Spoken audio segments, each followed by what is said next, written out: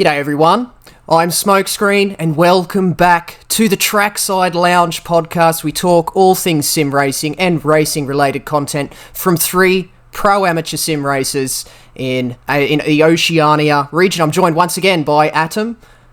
Say hello, Hi, mate. everybody. And Nismo Nath as well.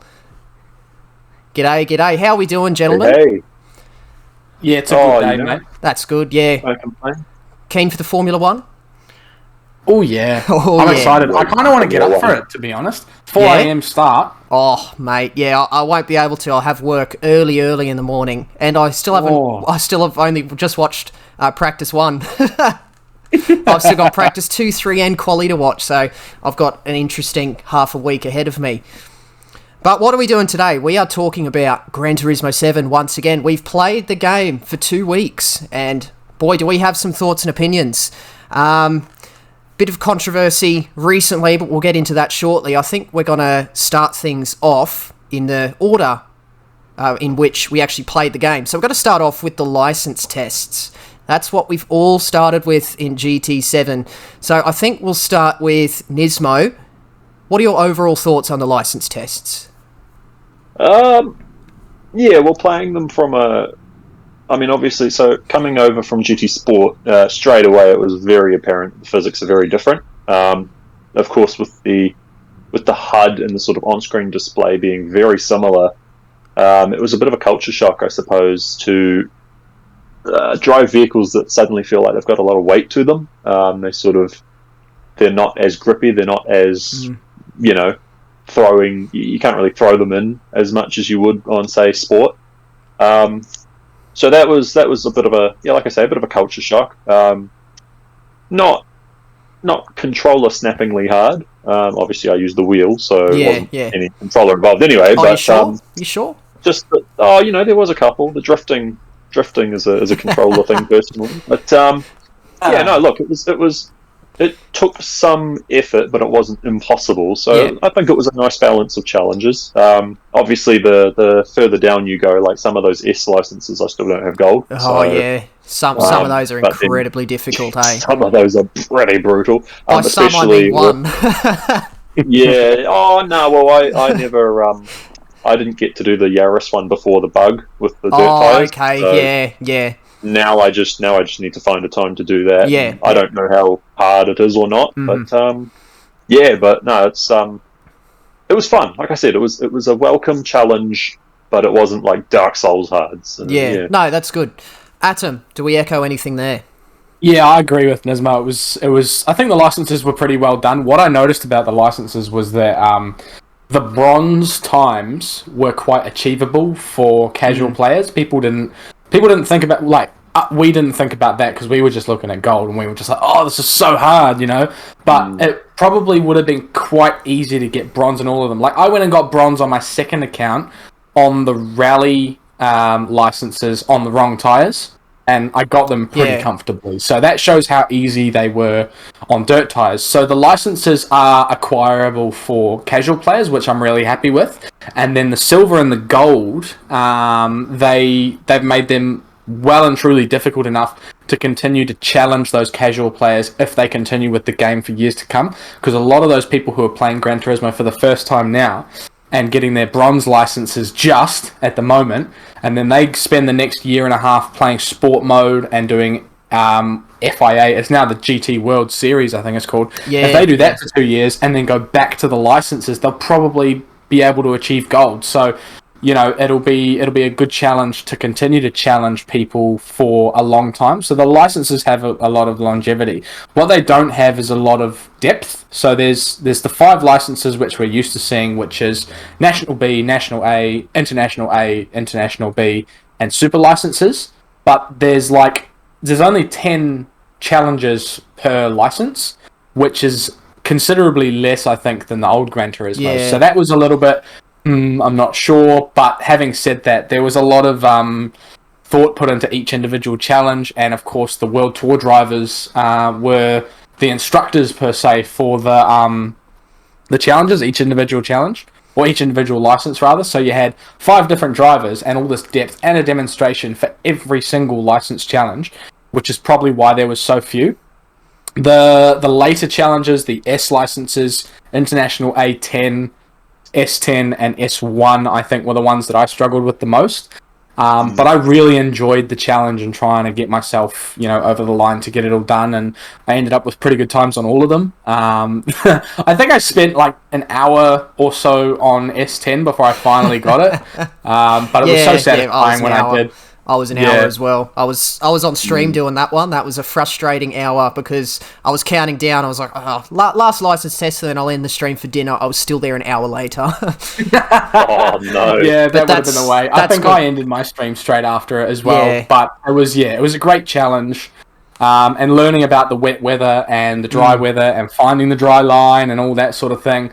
There was a lot of learning to be done there. So I think the licenses are a big tick for me. Yeah. Obviously, we had the first update that came out, which put the rally events on the wrong tires, and I think a couple of other I think wet races were put on the wrong tires as well. I think there was a drift one where it put you on racing tires instead of comforts or something. Yeah, that was a little bit harder. There was also a wet weather challenge. Wet weather challenge in the Lotus 97T. Sorry, the Gran Turismo, where they put you on slick tires. Wow. So that was another one that was bugged. So that was a problem. Now fixed that though, which is good. I must admit, I didn't realise it was a bug. I spent probably an hour and a half trying out that challenge, and I thought that the whole being on slicks was part of the challenge. I didn't realise it was bugged. So I was like, why is it so hard? Do you mind? Then I looked at the replay. Do you mind me asking, how close did you end up getting to actually overtaking them? Yeah. Nowhere near. You just go spearing off every time, and I just thought it was part of the challenge. So I was like putting around, really tiptoeing it. But by the time you've got anywhere, they're already down the road. Yeah. So that was amusing. As far as what was I going to say? I had a point earlier about the license test. As far as the licenses themselves, it's interesting just how useless they are. And when I say useless, I'm pretty sure the last championship in the game, as far as the cafe menu books, you only need your like national A or like international B license. Like At this current point, as at the time of recording, we don't even need our international A or our S license yet. Like, there's no events that that require them.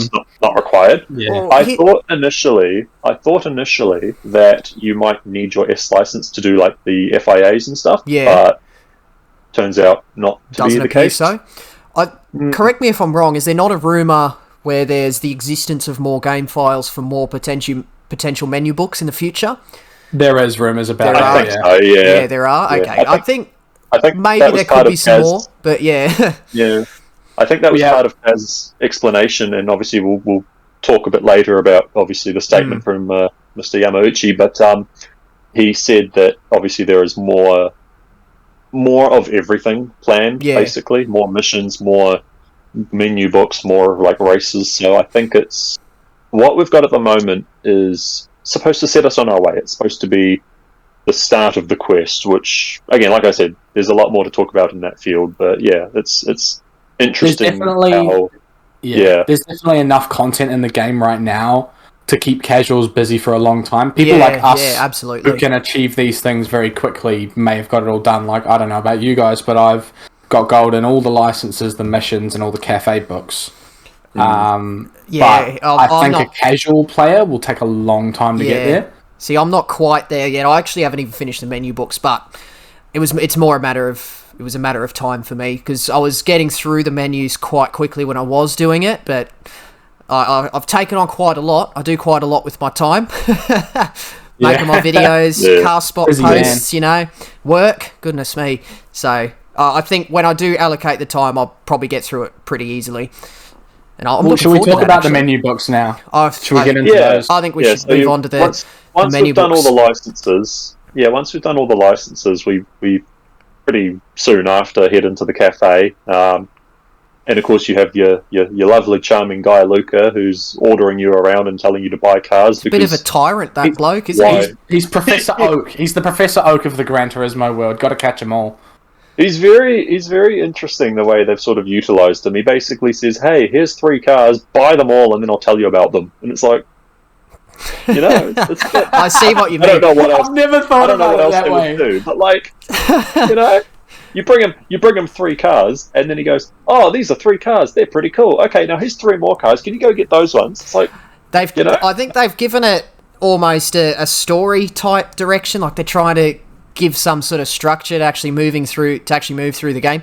I don't dislike it. I actually quite enjoy it because I do like car spot posts on the side as well. So I take photos of cars I see while I'm out and about, and then I'll write up, it's about 500 words or so about them, post it to Instagram, and that's it. So I quite enjoy learning about a car's history and, you know, the things they've achieved, where they've come from, the origins, you know, engine power figures, that sort of thing. Like, I love that sort of stuff. So I will happily sit there and listen to anything Luca has to say, especially because, it takes you 30 seconds to a minute to get through the little sequence. Yeah, definitely. So I don't particularly dislike it, but it gives me the feeling that maybe a younger audience, and maybe you're like 15 years old playing the game, you're not going to have the patience to sit there and read everything, especially because it scrolls out the text as well, so it can take a second before it's even all visible on the screen. I have to say, in terms of that, I think they've made it perfectly skippable to anyone who's not interested absolutely. in it. Like, Yeah, you could just sit there and go... Absolutely, that's where I was going with it. Like, you can skip it, but I think the fact that it is a skippable thing, you know, there could be more to it, but it appeals to me perfectly fine. With the attention span of the current generation, with things like TikTok around, like it's not going to appeal to the majority of new Gran Turismo 7 players, but it's people who have respect for history and they're interested in knowing about these things will find it interesting. Yeah. I saw a message somewhere from someone, I can't remember who basically said, I don't want to see this, I'm not interested, because if I want to learn about cars, I'll go on Google and I'll find out for myself. Just let me race and learn this and that. I definitely find that a very one-dimensional viewpoint.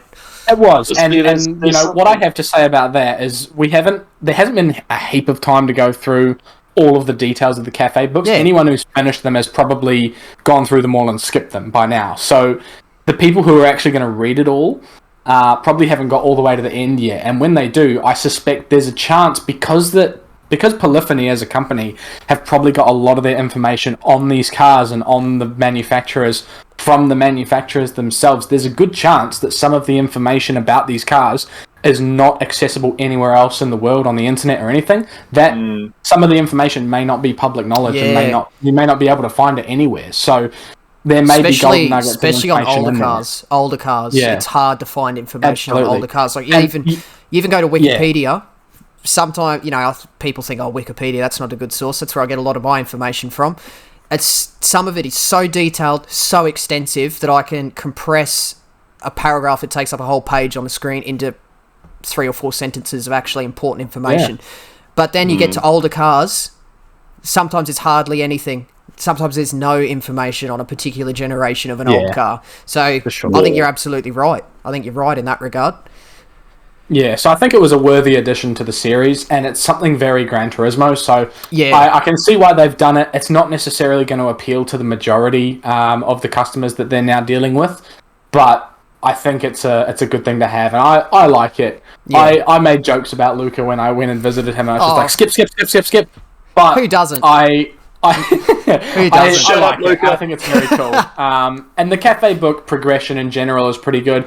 You get through a whole lot of the game and collect a whole lot of cars without really having to spend any money. Yeah, you do have to modify a car or two to get in, but a lot of the time you win a car for free, which you can then use to race to win these other 3 cars, and suddenly you've got 4 cars for the price of a wing and an engine bore up or something like that. So you're not spending a whole lot of money and you're getting a long way through the game. So especially if there's more on the way too. More on the way, you could safely assume we'll probably be earning more cars. I enjoyed the menu books. Well, I wouldn't necessarily say I enjoyed the menu books, but I think the menu books were a better thing to have in the game than, say, the licenses and or the missions. I think they were they were nice and easy to get through. They didn't ask a lot from you. You only had to be top 3 in your race to win the prize in question. Yeah. So it was good for all audiences. The way I certainly like the. Oh no, sorry. No, you go, Nismo. It's all good. No, I'm thinking as far as the cafe menu books, I also appreciated that they weren't all just collect cars, win races. Like it was also it had that sort of pseudo tutorial type. It would be. Yeah. You'd also go wash a car at GT Auto, so you learn. Oh, okay, well that's how that works. And then it's take a photo. Oh, okay, that's how that works. And then tune a car up to 600 pp. Okay, well so it certainly had that sort of pseudo tutorial type thing. As far as like, I am completely with you, Smoke. I love the whole having people at the cafe that want to talk about your car, and you sort of what got me.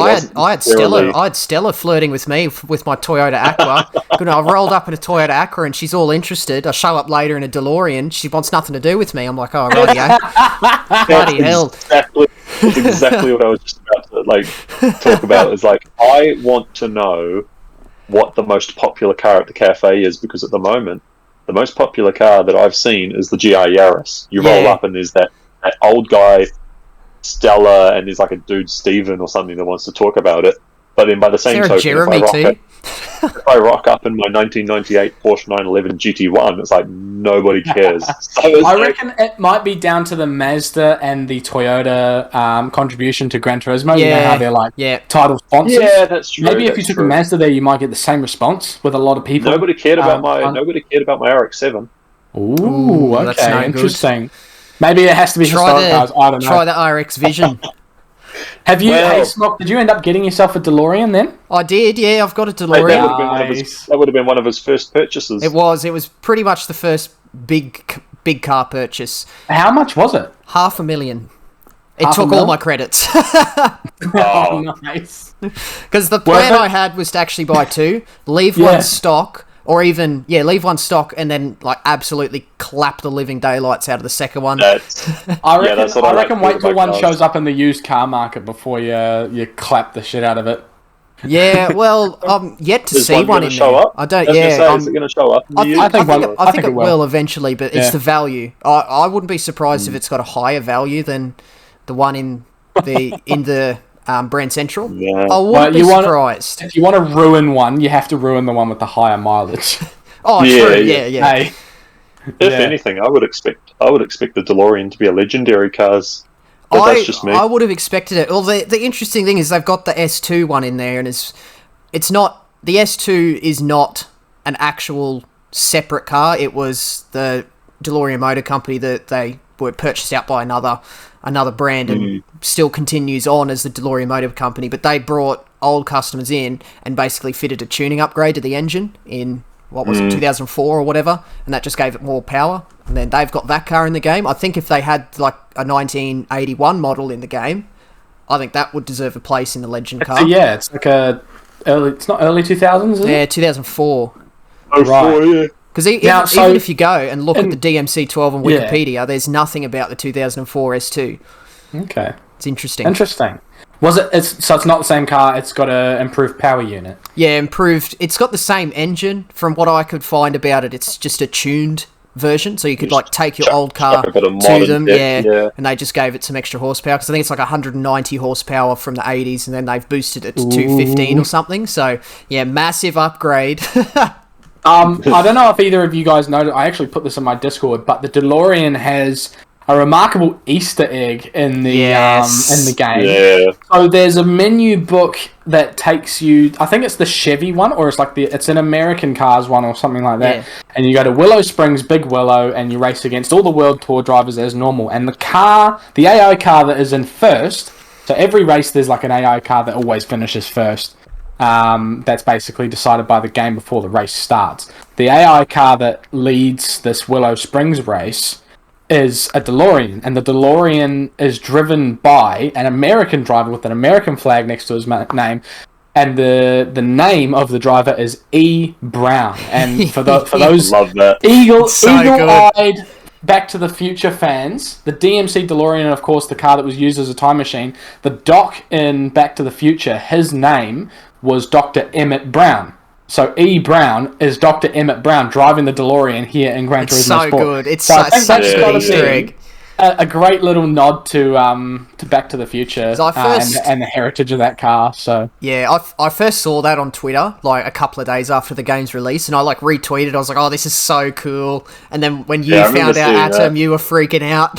Oh, I couldn't believe it. I'm not even a massive Back to the Future fan, but the history of the film and the car and everything that goes along with it, you got to get excited about something like that. And Polyphony Digital, who developed Gran Turismo, like they've got nothing to do with the studio that made Back to the Future. Like they're a Japanese country. They may not even have like a whole lot of history with the film. A lot of the Japanese population may not have ever seen it, but obviously the American or the out of region developing body, maybe of Sony or something, I don't know, has said, hey, we should chuck E. Brown in a Delorean in a race somewhere in America or something. I actually think they have. I think they have a studio in America. I think they do. I heard there was something in California. Something like that. Has.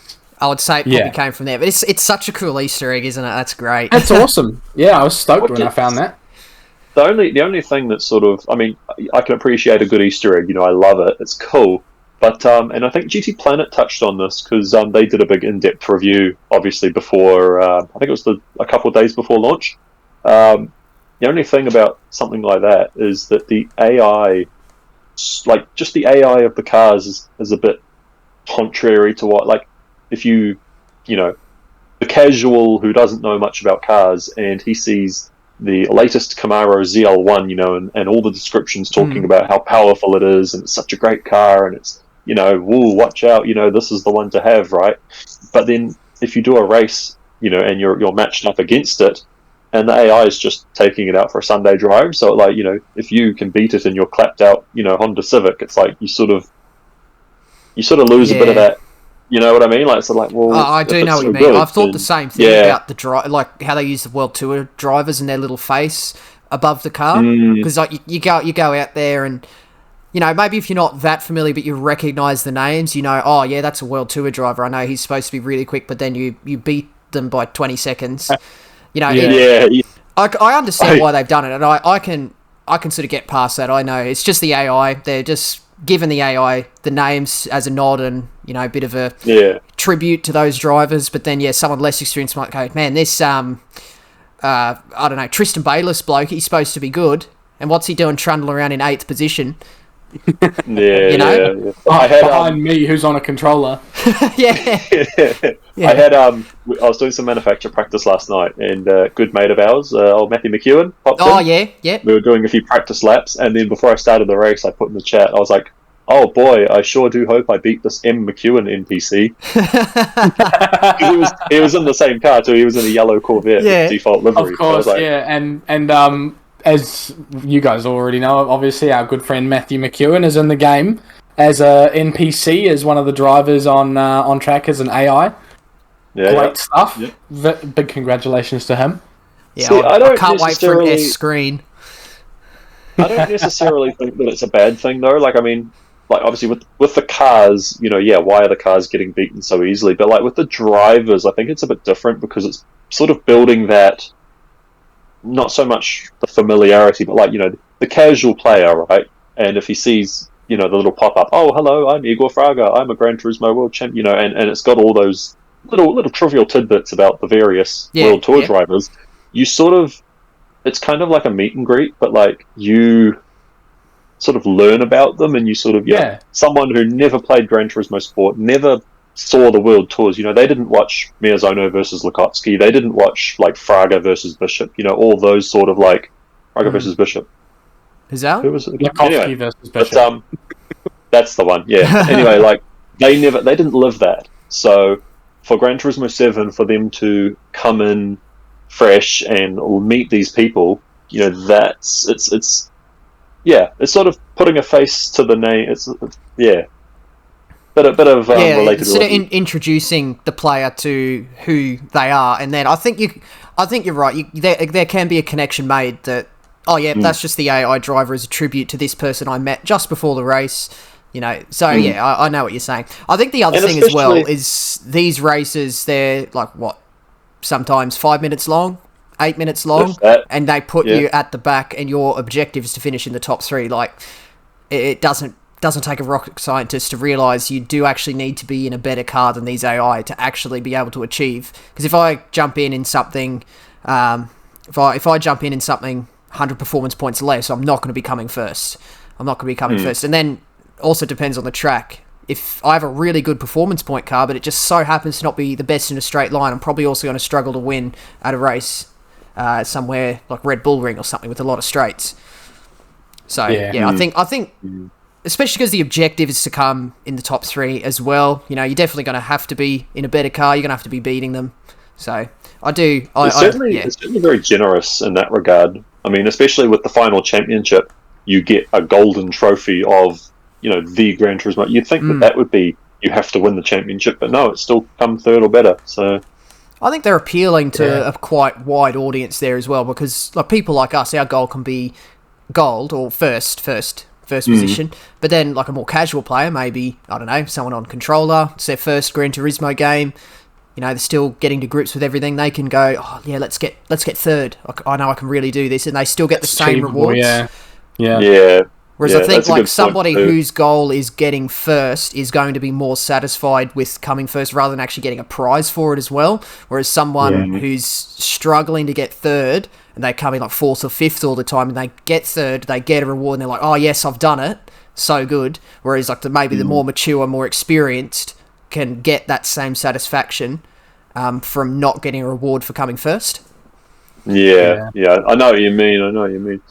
The other thing I was thinking too, just quickly backtracking about the whole NPCs in the game. The other like plus to having them in there is that if you're a new Gran Turismo player, because there's such a wide like variety of nations and like countries represented, you sort of like if you're an Italian, right, your first ever Gran Turismo game, and you see this guy, oh, who's this guy? Valerio Gallo. Oh, he's my country's man, my guy, and if you're a Kiwi and you see Cy Bishop for the first time, wow, what the heck? There's a Kiwi, so there's that whole sort of, you sort of meet your country's, not necessarily your country's top guy, but you know what I mean? The sort of you have a representative out there. Yeah. And pretty much every country had one, didn't they? Except maybe Australia has Mint Matt. Several.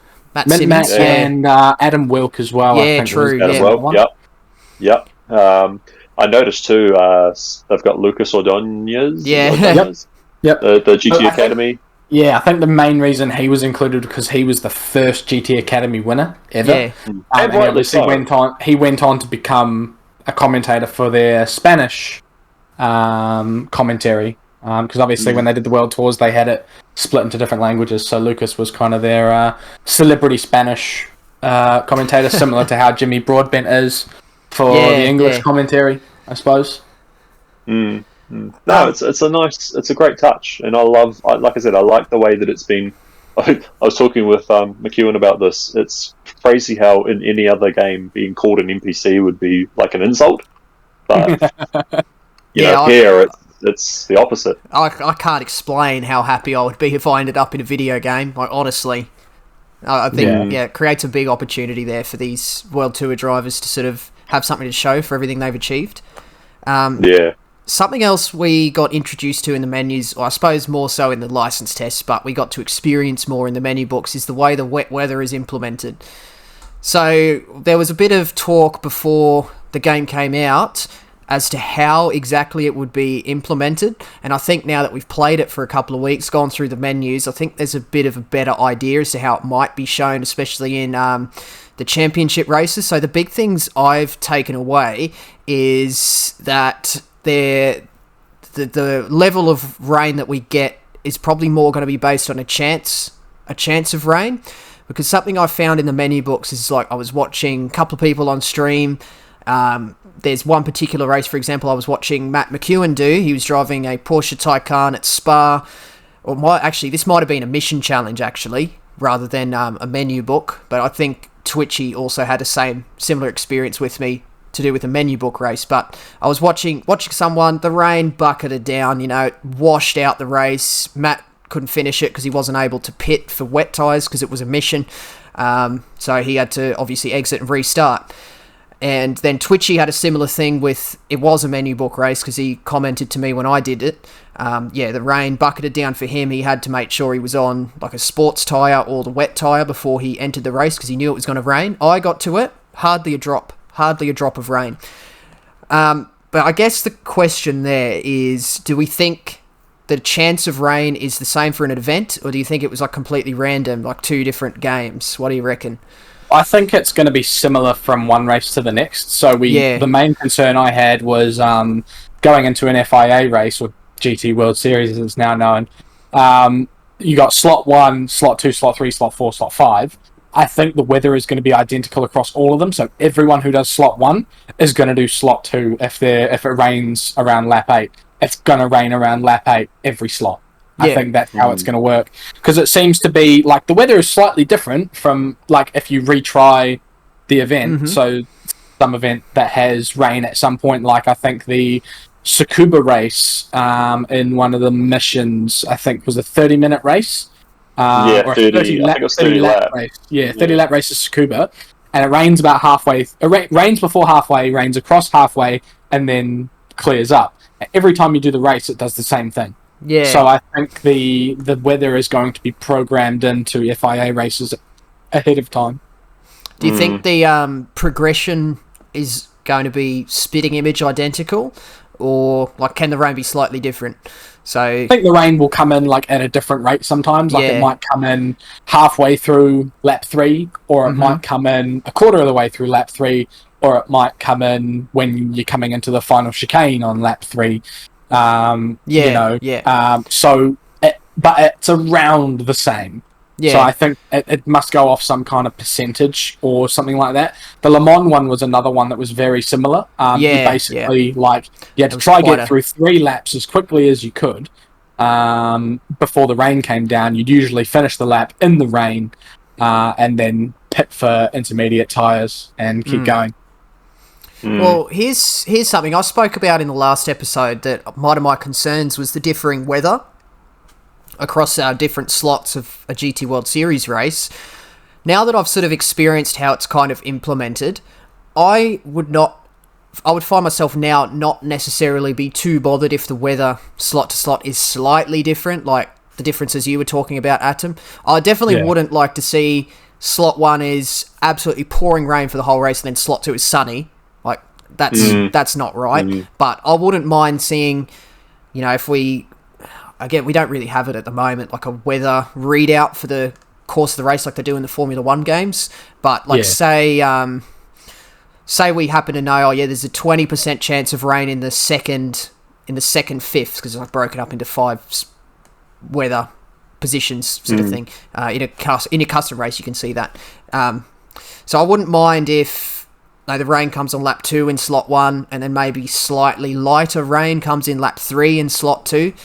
I wouldn't necessarily mind that, now that I've seen how it's implemented. I'd like to see like you say, obviously there should be a bit of room for variation as far as exactly how much weather. But I reckon it would also not be silly to have like on the title screen. So the screen where you've got your race details, and then you've got sort of like your free practice and your time rating and all that sort of stuff.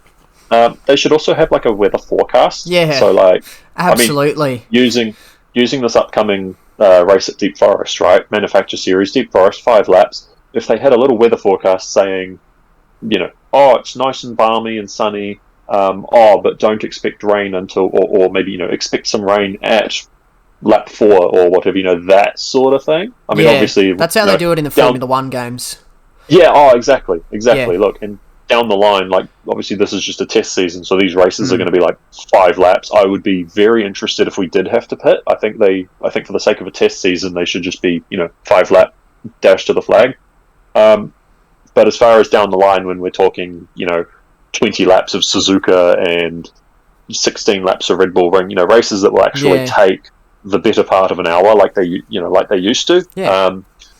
Definitely, the weather radar is there, but also have some sort of a weather forecast saying there needs to be a forecast. We're expecting sun with a bit of clouds, and then maybe at lap 10 it might get a bit cloudy, and then they can probably specify in that way the set, because you can adjust these for lobbies how the weather is going to be, or for arcade races. Smock, you experimented with that on an arcade race. I did, yeah. Those settings could simply be listed in the GT World Series event race details. Yeah. And that way we would know roughly what we're in for, There's a lot of variety in that too. Hey, there's There like what, is. 27 like Something weather like presets. that, yeah. I think it's pretty ridiculous. Well, not ridiculous, but it's like insane to think that they're Intensive. all that in depth. There's also Actually, some very interesting. Something I would yeah. like to test, because we're given like 5 options for the weather across the race. Heavy rain in the first slot, the sunniest in the second spot, heavy rain in the third, like alternate and see what the weather does. That would be interesting. Maybe give it, put it on a 5-lap race and see, just as an experiment. What would the weather do? Yeah, go from like cloudy to sunny to cloudy to. I also what I haven't seen yet, and maybe it's just because we don't have enough long distance races, now, but I haven't seen yet like an instance where, because prior to launch, Kaz talked about obviously the weather radar, and he said, some tracks are so big that it can be completely wet here, but like nice and dry there. Yeah, I haven't seen that yet. It's either been fully wet or it's been nothing. So I'm still yet to see, a race at Le Mans or a race at Nürburgring or something where it's, patchy, where there are bits of water and bits of dry, and your tyre choice can be a bit ambiguous. Realistically, everywhere so far has been the rain on the weather radar has covered the entire track. In no instance has that not been the case, but we did have the Nürburgring race. I think it was one of the menu books. It was the Porsche ones, where you do a Nürburgring race. It's 1 lap, and by the time you hit the final 2 sectors, it's starting to rain. So that kind of gave off that sort of vibe, but that was more so just the fact that the rain was coming in as you were finishing the lap. I think that's about the closest we've had. Yeah, I think the most obvious way to actually test that would be in an online race where you've got actual players at every part of the circuit, because then you can kind of communicate with one another. It's raining over on this end, but then someone on the other end, well, it's not quite raining yet. I think it's possible to see as well, because I've seen in some menu book races like the rain coming over, and say it's coming from north to south, and it's like just come on the edge. It's just sort of gone down the weather radar just to the left-hand side of the track. I have a particular memory of it doing that. And I was like, if that was just like slightly further over, maybe it could graze the edge of the track, like graze the western end of the track, but not the other. So I think it's possible, but you're right. We're yet to see it. We haven't seen it exactly as how it was explained. Yeah, you can see how it would work, but it hasn't quite happened in that level of detail yet. But like we say, more content may be coming soon, and all that more. Yeah, well, again, like with the World Championship, the final championship being, I think it was National A or National.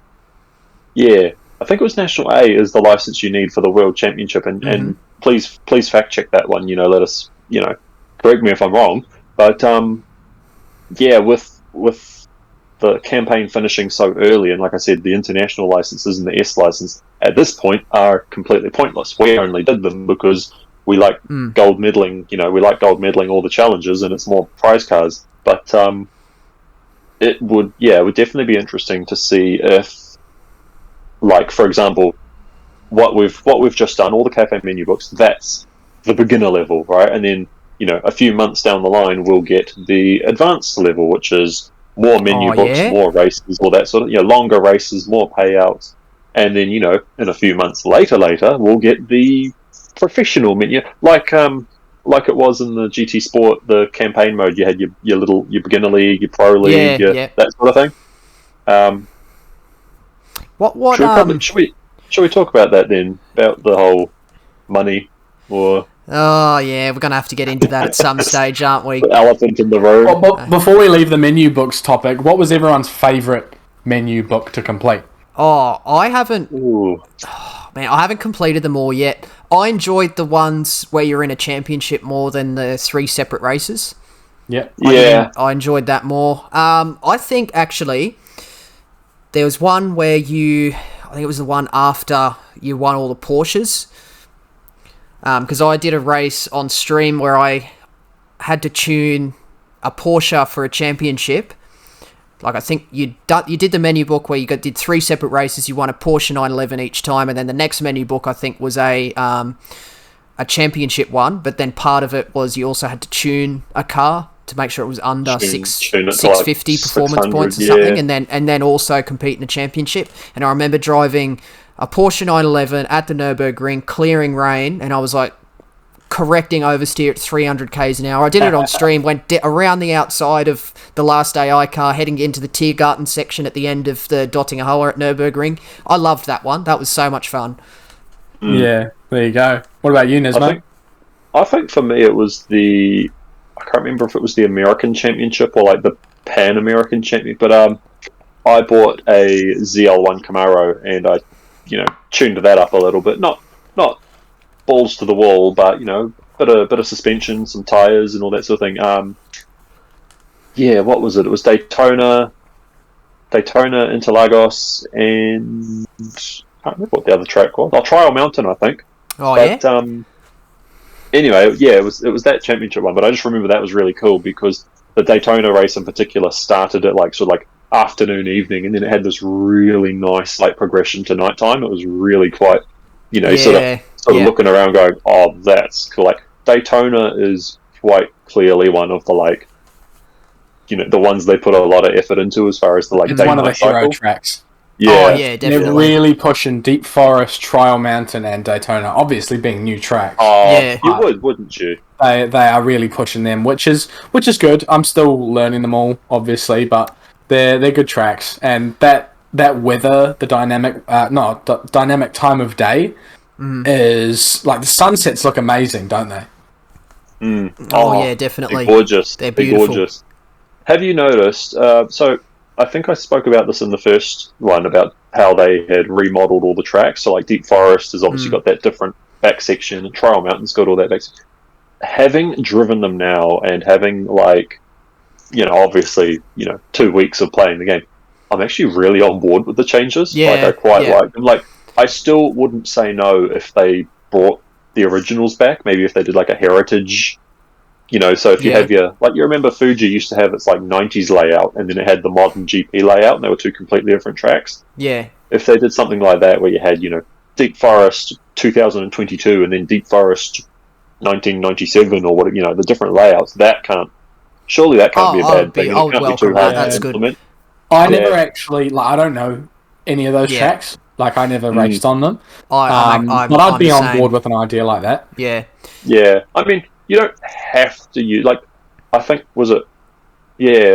some of the more accomplished racers in the Discord when I mentioned that were sort of like, oh yeah, but in their original layouts they're not all that they're not all that good for racing as far as I think that would be why they changed it in the first place. And I would probably go so far as to say is I'm all on board with that idea of the actual original layouts coming back, but I wouldn't necessarily like those layouts used in online races, or at least GT World Series races. Maybe a daily race. Well, that's what I'm saying. Is that just because they're in the game doesn't mean they have to be utilised? Absolutely. I mean, when was the last time we had a daily race at Northern Isle, for argument's sake? There are some tracks that just never get used. I think it was literally the first week or the first day of daily races in Gran Turismo Sport. There was a Northern Isle, and that's the last we've seen it. Yeah. But it exists. It exists there, and people can use it in their own private lobbies. So I think, exactly. It'll just be the same deal. Not quite as good enough for championships, but some people love the idea of half a mile oval racing, and that's that's them. I know. Each to their own. Am I right, fellas? Is Northern Isle Speedway a real track in real life? It's it's based on Bristol, I believe. But there are ovals that short that do exist. I know, it beats it's me ridiculous. too. They're on the brakes. They're on the brakes just as much as they're on the gas. And there's I was watching one. I think it was Bristol, or it was one of the really small ones. And their brakes are glowing red hot because they're on the gas, and then they're straight on the brakes because they're so heavy, and then they tiptoe around the corner, and then they're right on the gas, on the brakes. They do that for like 400 laps. It's like, are you serious? It does. Look, I like a bit of oval racing. I mean, we've seen the Blue Moon Bay Speedway races. They're particularly good. Blue Moon Bay I can get behind. Yeah. But that's because it's a nice big oval. One of the corners is flat out. One of them's marginal, and you only have to really brake properly for one corner. I guess depending on the category of car, of course, but like in a GT car, for example. That's good because there's a lot of tactical slipstreaming, whereas something at Northern Isle, you've hardly got any straights. the majority of the course is a corner. You know, it's just, who would want to do that? Hey, look, oval Special racing. stage Route X for the win. Oh, yeah, Oh, best oval as in you Gran do. Turismo, don't at me. Yeah, hey, look, oval racing. I don't mind it. Blue Moon Bay. I Has to really be at the like right racing track. there. Has to be at the right But I track. would Daytona. hate to watch Hey, it. Daytona. Well, yeah. There you go. I think Daytona Tri-Oval looks better than Blue Moon to me, I think. I reckon all the corners. Yeah, we'll see. I reckon a lot of the big corners at Daytona would probably be flat out in a Group 3 car. I feel like it's All just of mine, going to be. It's just going to be a slightly shorter version of Northern Isle because, it's just I don't know. It'll be interesting to see because again, in fact, I'll welcome I'm a surprised it's not. Daytona Tri-Oval race. I'll welcome that. Yeah, I'm surprised it's not in the test season. To be honest, I mean, it's True, we have yeah. Deep Forest. So, Yeah. I've completely fallen in love with that Deep Forest variation. By the way, I think that's a fantastic absolutely, track. it's very nice. I love I the keep the middle thinking- sector is love The way it. they've done that last hairpin, the real tight left hairpin. Yeah. I keep thinking that I've outbraked myself, but because it's got that little extension bit, I always pull up in time, and I keep forgetting that it's actually You know, the approach is a lot later than you would it think. gives me Fairmont hairpin at Monaco vibes because it's just Yeah. really slow, really really slow. You have to turn the car back on itself, and it's easy to run wide, really easy to run wide because you might think, oh yeah, this is enough, and then all of a sudden the corner continues on and you're off the track. Yeah, I've missed the Yeah. apex on that corner so many bloody times. Yeah. And it was especially We did it. frustrating in that first daily race where we didn't know that there was the mechanic that the tyres could impact the bodywork if Yeah. you didn't have the wide body on, which was No, that's 100% me. yeah.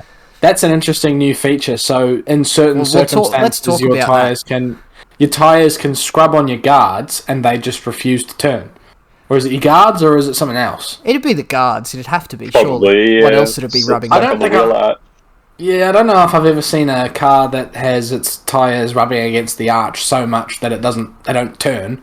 I'd normally expect the guard to just damage the tire or the guard to get munched. To be fair as well, it's not like we clapped out those Nissan R32s. We just, what do we do? Put Yeah, we didn't exactly sports tyres on. It's not slam. like we widen the track, widen the tyres. You know, We It was very slam much it down. also down to the nature of the corner itself. Yeah. When you were on the brakes, it was a downhill, sharp corner. All the weight was on the front, so the front's obviously as low as it's going to go. So it makes sense. And if you were mid-corner and your wheel was turned and obviously your red dot had only gone so far, if you tapped the gas, your wheel would suddenly go like this. Like you would actually turn all the way. I could never work that out. I'll be honest. I never worked So that out. as soon as you balance the weight of the car, you could turn. But obviously you have to be going slow enough to then get on the power, and to slow down you have to use the brake, which puts the weight forward, which stops you It's a from bit of a lose-lose situation initially. So you really And you really had to get rid of the problem. You could drive around it, but that took a lot of that's not people. good enough. Yeah. It did. I mean, Yeah. I think the widely accepted solution was wide body the car. Guess how much the wide body is? It's 50 grand. Oh, the Skyline, You're forced, on the Skyline, yeah. Was it 50 on the Skyline or 20 on the Skyline? I think it was 50. I think 50. Yeah, I think I remember you're seeing that. I forced- haven't wide-bodied my 25,000. Skyline yet. You're forced to spend 50,000 just so you can turn enough. Yeah. Don't know about you, but I don't really like that. Well, Also, I don't so think it's- bad. I don't think it's implemented Yeah. very well, because if you're experiencing it for the first time, again, I was actually watching Matthew McEwen. This happened to him on stream. He was experiencing it for the first time in the Red Bull X 2019, which was completely stock, by the way. Don't really know why there's an issue with the car in its stock form, but there you go. He genuinely thought that his wheel had just imploded. He thought it was done because it did it while it was on a straight. It just snapped to the right, and he was like, "Oh no, my wheel's busted." And he spent the next 20 minutes on restarting the game, restarting the wheel, Oh, and then he no. eventually thought, "Let's try the controller and make sure it's not a bug."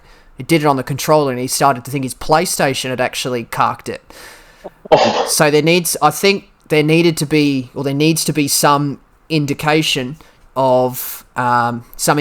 that there's an in-game mechanic happening, like a sound or yeah. Like normally when you're a going little back to the- visual, little puff of smoke Going- coming from the front Yeah, or something. yeah. Well, going back to the example of the Deep Forest corner, like if the guard was rubbing, you would hear it. you would definitely hear a guard rubbing, especially at that speed, coming in with that sort of velocity. And like you say, maybe some smoke. Here's something I've just thought of as well.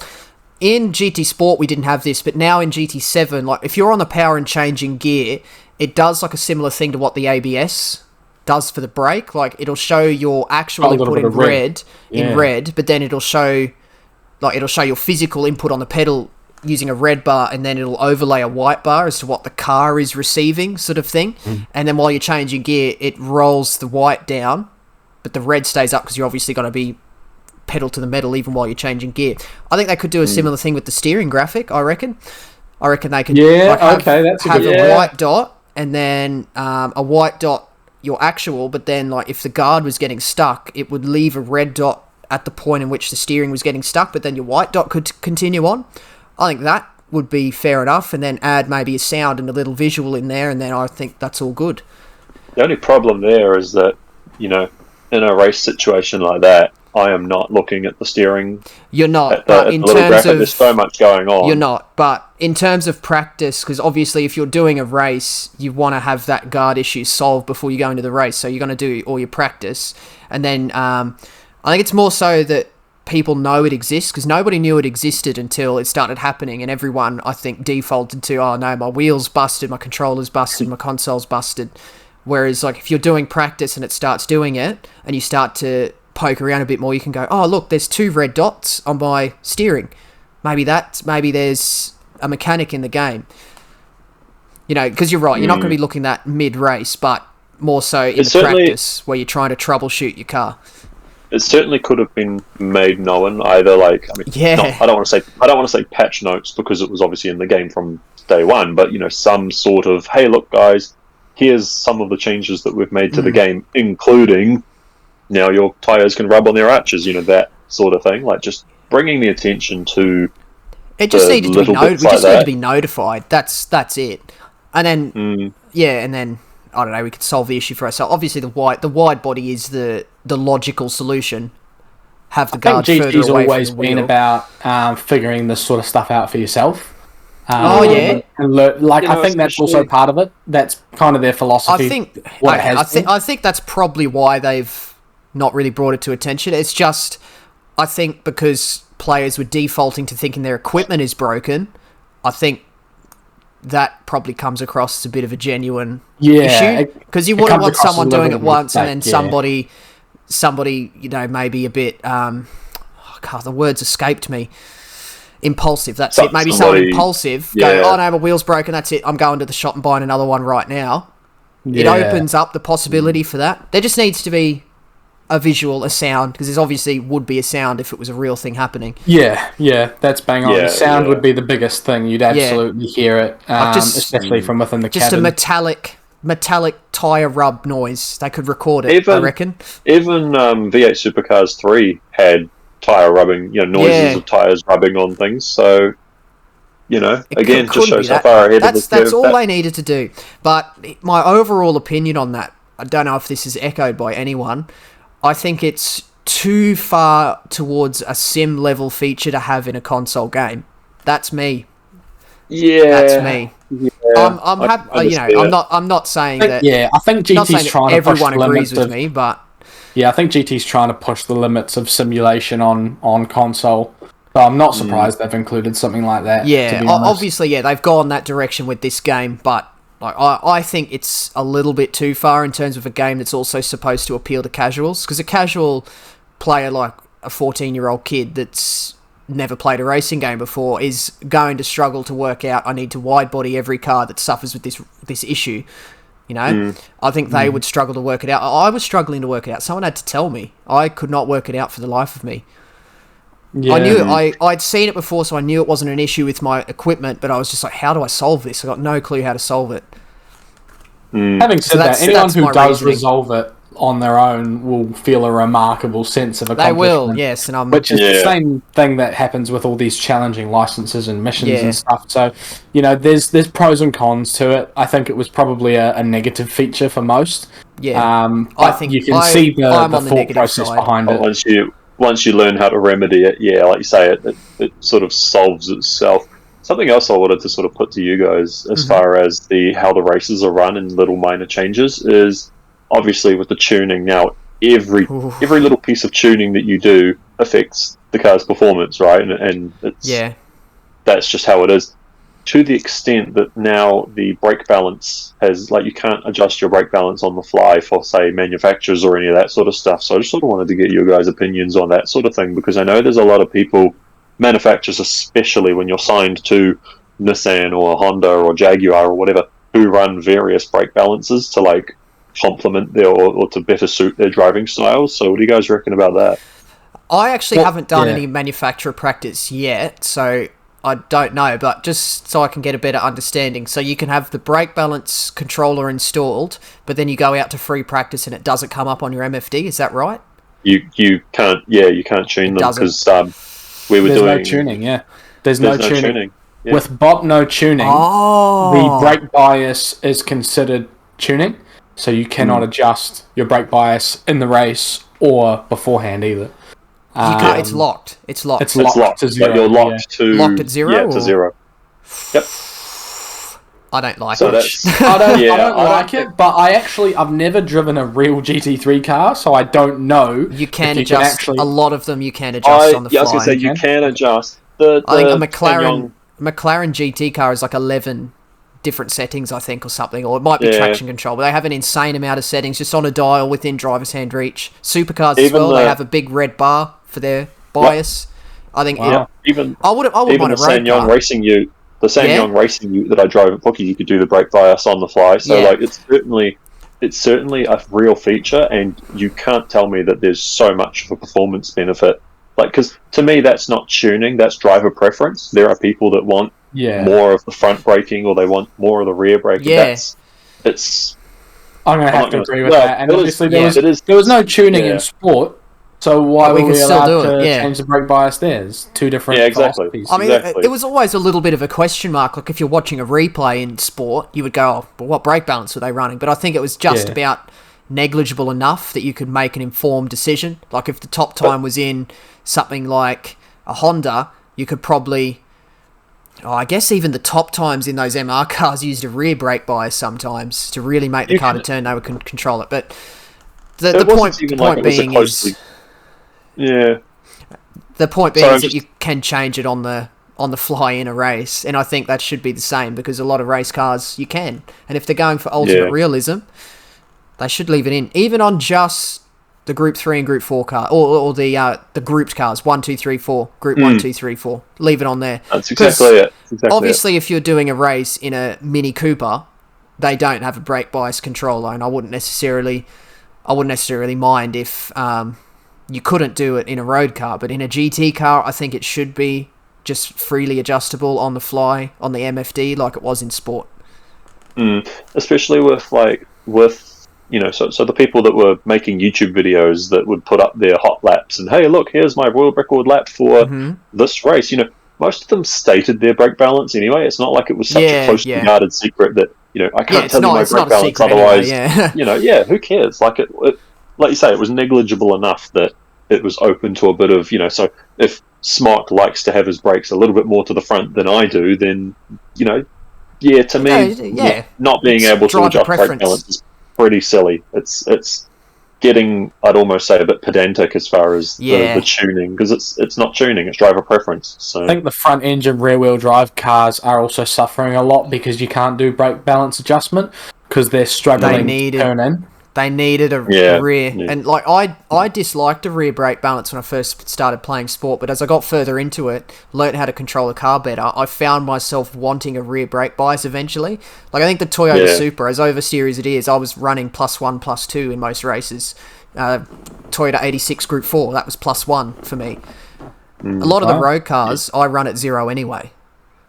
Road cars, because again, road cars, you can't change that balance on the fly, but it was certainly... I agree. It's a pedantic change, and it's just a bit too far, I think. It's certainly one of the many, and like I said, I think we sort of need to start talking about the other more controversial problems with 7. Not the least of which being the in-game economy. Atom, you put up a tweet about how about your thoughts on the matter. Yeah, unpopular opinion. I don't care that they reduce the payouts. There, sue me. Yeah, it's not. I'm not bothered, to be honest. Maybe I will be bothered when a car comes up that I can't afford, but yeah, I don't really care right now. Ooh, there you go. Hashtag Atom supports MTX. All right. Not at all. Not at all. I will not be purchasing anything from the game. Bring back the Lewis Hamilton DLC. That's what I'm asking I would like, even if they made it a Max Verstappen DLC this time, I wouldn't care. Do a Red Bull Beat the Pro DLC. They've still got Lewis in the opening sequence. He's the maestro. Yeah. He's listed still as the maestro as well. The sequence. Yeah. I do find that slightly funny because they've got the Mercedes, they've got the Lewis Hamilton tie, and they've also got the Red Bull tie, and like it could almost be a conflict of interest, but I guess money talks. Exactly. Thing about it is Red Bull's been involved in the franchise so much longer than Hamilton ever has been. Yeah. So, maybe next year we'll see a Haas DLC or something. There you go. I wouldn't mind beating the key to Mazepin. I'll probably do it in reverse. Am I right? All you'd have to do is not. What are you on about? All you'd have to do is not spin into a gravel trap, and you'd have him. Oh, roasted. He's got the drifting trials. You have to drift the F1 car. But you're on racing tyres still. Okay, well, here's my thing about the money, all right? Basically everything that you do in the game now, you have to spend some credits to tune your car. Or not to do the tuning, but to enable tuning on certain parts of the car. You have to purchase the part. Like, you can't add a turbocharger without purchasing a turbocharger. You can't adjust the suspension without buying the adjustable suspension. You can't even use the tyres unless you've bought the tyres. All of it is so expensive. It's really expensive. I spent $400,000 on the R32 to get it for daily race B, but the caveat there is I also bought all of the racing tyres for it because I wasn't. Did you say you bought the R32 GDR? Oh no, I got it in the menu book. And then I bought all the upgrades. No. Hey, hang on a minute. Panicking for a second there. No. I got the R32 from the menu book, and then I had to buy all the upgrades. And all those upgrades, including the tyres I didn't necessarily need for the race, was $400,000. I think without buying all of the racing tyres, it would have been $300,000, maybe slightly under. The point being, for me to be able to go pick up the game and just go and do an online race with people online, which was so easy to do in GT Sport, is now vastly it's made more complicated. It's vastly increased the complication of the process. You have to spend a lot of money just to be competitive, because if you jump in a stock car, you're going to be a minute off in an 8-minute race, and I know that because I did it. I jumped in a stock car in daily race A. I was 50 seconds off the lead by the end. The fact that it's so expensive, all the upgrades are so expensive, and then the fact that the money is now really, really difficult to come by, I don't necessarily agree, because what you're going to end up doing is you're going to be putting races up and players are going to go, I can't afford to do that race. I can't afford all these upgrades. I think ultimately you're going to have less people doing these races. There you go. That's my Well, here's my defense for my side of things and how I don't really care. I'll just lay into it a little bit. So I've kind of bought most of the cars that I want to buy already. Generally across the board for my preferences of purchases, the cars are 100,000 credits or less. Like my Celica, for example. I bought that, I upgraded that, did what I wanted with it. I went out and bought 3 Group 3 cars because I wanted to do some testing. I bought the Mitsubishi, the Lexus, the Dodge, and I think that might be all. A couple of Group 4s as well, tested them out, and I went from about 3.5 million down to about 1.5. So I was doing okay with money. As far as the big issue with spending and money gathering for a lot of people, so they're all trying to grind out money, and they take one look at the current Legend cars, and they've seen the McLaren F1 turn up for $18.5 million. Now, I am not going to buy the McLaren F1, and I'm not going to be sad that I'm not buying it. It's $18.5 million. I don't need it. I know, however, that over the course of the lifespan of the game, I'm probably going to collect every car. It's just going to take some time. And I'm just naturally going to run. I'm not going to rush out to try buy every car that I can because I can let them come to me later. There's going to be more that are unlockable through new menu books when they come out, if they come out. But also, it's going to be a case of I have to buy the cars that I really want. There's a Murcielago in the used car dealership right now that I'm not going to buy, even though I want it. I'm not going to buy it because the price of it versus how much value it has to me is not quite enough. And so I would rather put my money into a different car and save that money for when a daily race comes up and I need to get a car and modify it, you know. Like, I'm happy with the money that I have and what I can afford to spend it on. But people who do want to go out and buy every car in the game, including the most expensive, are going to have a problem, and they're not going to like that. But I think it's unrealistic to think that you can go out and purchase every car I can agree with that. In a short amount of time. I can agree with that sentiment. Yeah, you shouldn't be able to have every car purchased within 6 months or whatever. Having said all that, it is very easy to just blow a whole lot of money without realising it. You buy a car you like, that's sort of the point. And you modify it a whole lot, you're going to lose a lot of money. Well, that's the point I was making, is you have one daily race that comes up, you put 300k into the car to make it competitive. The following week, you've got to do the same thing with a different road car. Following week, same thing. Over the course of, 6 weeks or whatever, or maybe a couple of months, you've spent so much money, and then now because the money is a lot harder to come by, I think you're going to struggle a lot more to make it back, and you're going to get to a point where you're going to be having to make the decision, do I do this race or save my money? And I think that's quite a dangerous decision, because what I think in my mind is that a video game company or developer wants as many people to be playing their game as possible, and with something like a paid subscription to PlayStation Plus to enable online play, you want a lot of people, you want the most amount of people as possible to be playing your game online. And if you're limiting that by making it so expensive to join, you're going to get people go, I can only afford to upgrade a car every 3 weeks for an online race that only lasts a week. Is my subscription worth it?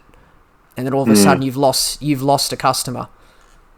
That's true. And like the other, see here's the big thing that neither of you guys have picked up on is that the current economy, so I'm with Smoke as far as the economy's crap. Reason for that is that obviously the game get focuses... wrecked, Atom. I'm not going to argue that the economy is not crap. I'm joking. I'm joking. We're all mates here. We're all friends. You're with friends. It's okay.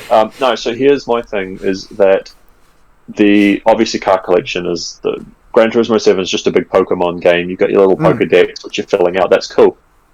They are working on the assumption that you're only going to buy every car once. Whereas with, like, obviously, personally, myself, if the money was no object, I would buy, I would basically buy every car twice. I would have one that would keep stock, and then I would have the other, which I would, wide body and clap out and tune and stuff. Some people will buy several because, some people will have... there's a trophy where you have to buy 10 of the same car. Yeah, we have to buy 10 Most people are achieving that by buying the car. I'll buy the cheapest car. Yeah.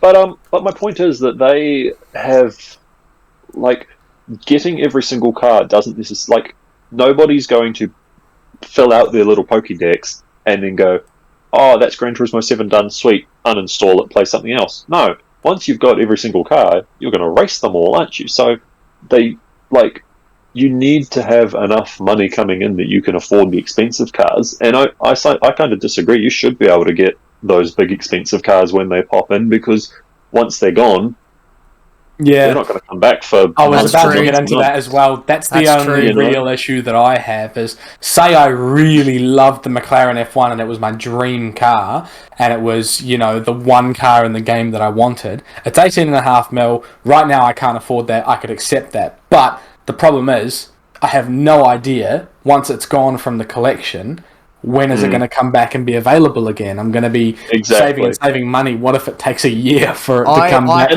the collection? I'm the same. If I found out the DeLorean was going to be in the game, I freaked out a bit. I was like, oh my goodness, I'm buying the car. First thing I want to buy. And like maybe that could be the difference between someone saying I want it day one or I'll wait till it's on sale. If your absolute dream car is in the game, it might persuade the decision. I was always buying it day one anyway, but for here's player. The thing. How grumpy would you be if the DeLorean was $20 million?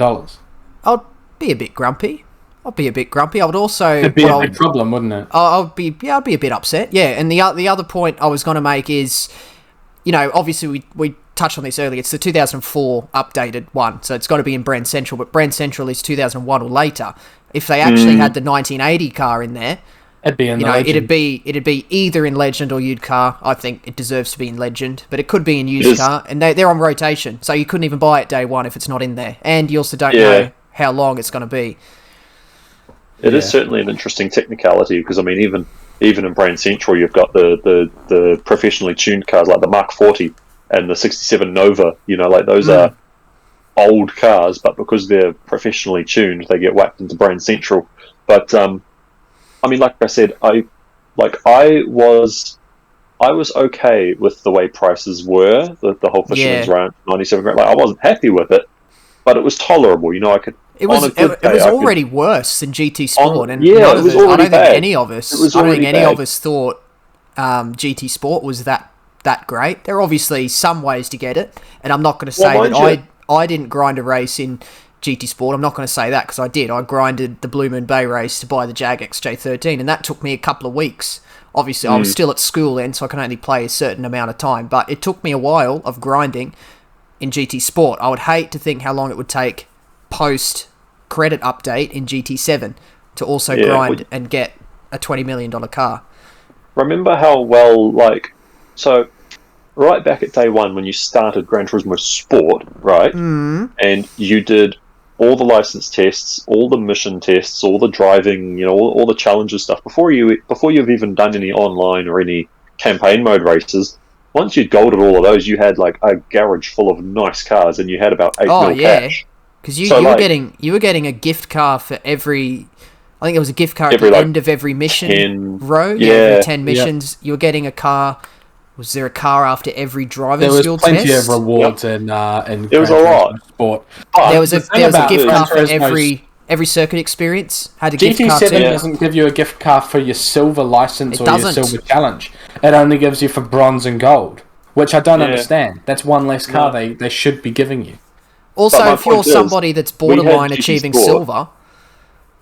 if you're borderline. That would suck. Yeah. What we're getting at with is the economy was so much better in GT Sport, but did you guys end up getting every single car? I didn't. I still have. I think I'm 3 short. I could afford to, though. But Radio Atom. Yeah, well... I couldn't. Yeah. I can't. I still not counting the Lewis Hamilton DLC, of course. I'm counting. I'm counting the Lewis Hamilton DLC. I'm counting. Even with... I diamonded everything in Lewis Hamilton, I still did not have enough to purchase every car. And that's fine. I'm happy. Wow. I'm fine with that. But I'm fine with that because I have most cars. And the DLC came late enough in the life cycle of GT Sport that I had purchased or won or been awarded a lot of the cheaper cars. It was more so the more expensive ones, like 500k or above. Like obviously the VGTs, the regular VGTs, not the ones that were like tuned to Group 1 or whatever. I'm probably not going to buy those just to have if I've got a limited amount of money. Because I got the Lewis Hamilton DLC, I was like, well, I might as well collect every car, let's buy it. And there's cars, plentiful, the amount of cars in my garage in GT Sport that I've purchased and never driven. Never, ever driven. But again, with car collection being such a focal point of GT7, I mean, they are basically encouraging you to buy cars even if you're not intending to race them. Yeah, absolutely. So, but like, I mean, with the whole, you know, prices reflecting real life, okay, that was one of their big things was, you know, we're gonna create, how did Kaz put it? We're going to make them realistic so you have a sense of pride when you, like, finally get them. Doesn't that sound curiously similar to what the EA executive said about Star Wars Battlefront 2? And that still remains the, like, most downvoted comment in Reddit history. Jeez. Because they said the same thing. You know, we made it super hard to unlock your favourite characters so that you get this sense of accomplishment when you finally do get them. And they got their asses handed to them because of it. Here, Kaz has basically said the same thing. Here's the other thing as well. There's been some what's the word? Backlash. Yeah, that's the one. Yeah, I've sort of seen the opposite end too. Kaz released his statement. We'll talk about that in a minute. He released his statement. A lot of the comments underneath were positive. A lot of them were saying, oh no, there were all some very good. supportive accounts. Yeah, there was, and like I'm not going to go on there and leave a hate comment. I'm not that type of person, but No. there was someone else in there, and they respectfully, they were quite respectful about it. They were being like, I don't understand why a lot of people are just accepting because Kaz has spoken. The issue remains the same as before the statement was released. They've absolutely nerfed the credits to the point where if somebody does want to kind of rush the cars, they're going to be forced to use microtransactions, which I'm not going to fall for. I'm not doing it. So yeah, they basically left a comment saying, look, yeah, he's left a statement, but why are we all of a sudden okay with it? Just because he's spoken. All is not forgiven. Yeah, it's not. Because you can't just say, I haven't started the grinding process yet. I never touched a wheel on Fisherman's Ranch because I still have all the missions to do, all the menu books to do, the circuit experience. I've still got to do all of it. But it's been made a lot harder now. Because I think the big contributor to this push for microtransactions, you can't put all of the blame on PD and Kaz. Someone pointed out that it's possibly Sony that are forcing their hand in this situation. So it's you don't want to point the finger at the wrong person. So you got to be a little bit careful here criticizing this. That's true. Which is why I think there's plenty of support out there because some people recognise that. That's why I've been very careful with the way that I've personally I've made no secret of my displeasure of the current situation, but I'm not outright blaming or flaming Polyphony for it. I'm just trying to be part of the voice that says, hey, look, this isn't what we want. It's not just me. It's not just you. It's there's a lot of backlash and. Oh, who was it? There was a guy on GT Planet. Because the GT Planet forums, boys, if you haven't been in there, I don't go on there. And from what I hear, I'm glad I don't. I feel like I need to be in there. There was a guy who said this was when the game was still down and people had found out that the payouts were going to get nerfed. He said he had, I think it was 5 or 6 different emails drafted up to different gaming journalists and figures of the gaming industry who love doing stories about fake. You advertise a game, it gets all the hype reviews, and then after the fact you change it for the worst. Yeah. So, and that's pretty much what's happened here. I mean, I think I've sugarcoating it. I've seen Gran Turismo 7 now has, I think it was Metacritic, has the lowest Metacritic. 2. Yeah, something like 2 point something. The lowest Metacritic rating of any Gran Turismo franchise, and it's any Gran Turismo franchise installment rather, and it's plummeted since the outage. I'm not that upset over the outage, to be honest. I can absolutely forgive that. Things go wrong, Yeah, the outage I can understand, but the way they explained it though is that they came out with a statement after, and they seemed to say there was a bug in the new update that caused the game to fail to launch occasionally. I think the game was completely minced. I think that's what actually happened. The way they explained it is that it was only an occasional issue. I definitely think it was more. I think it was more than that because I saw an image that I believe was a true image of the game with version 1.07, and it was completely unplayable.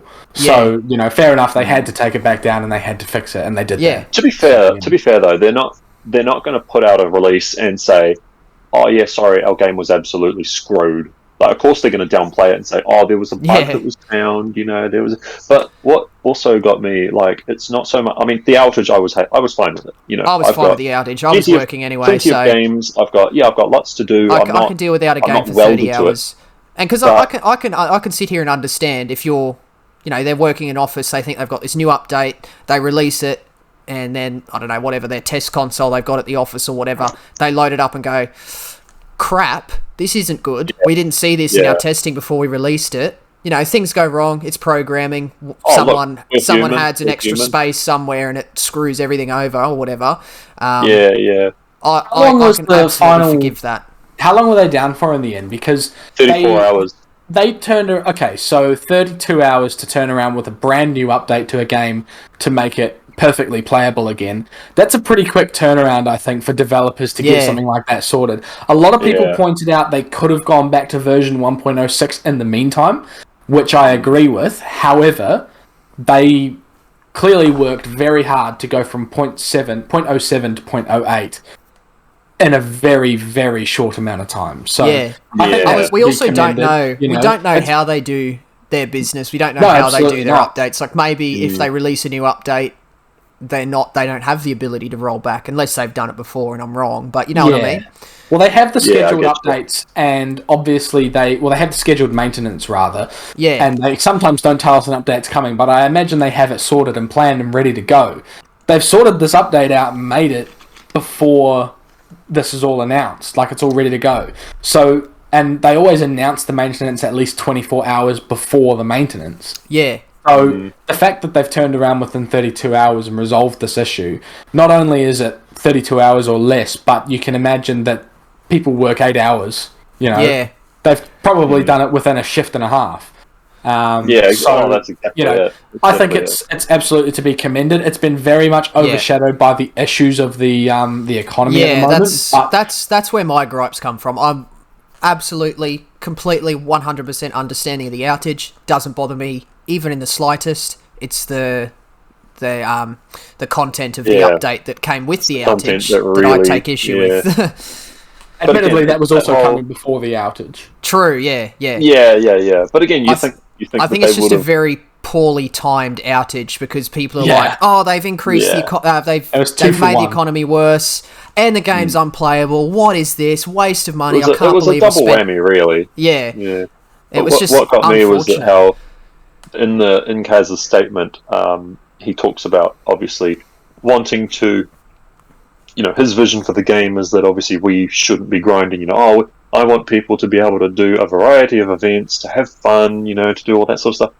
You can't say that and simultaneously take steps to make grinding even more necessary. Like it's that whole, that's the next thing I wanted to talk about. Says one thing and then does another. Like it's Well, they have relatively equalized payouts across events, right? So people are obviously going to find the meta. However, the meta is probably not going to be much more than the next best thing, and then the next best thing is going to be remarkably similar again. So you are going to be able to grind one combo you particularly like out of 5 options and get roughly the same amount of money. So it means that you don't have to go to a specific location and do a crap race just for money that you're not going to enjoy. I'm looking now. I've just tried to pull up Kaz's statement. Was it on Twitter? It was yes, on it was. Twitter, on his account? and yes. It's gone.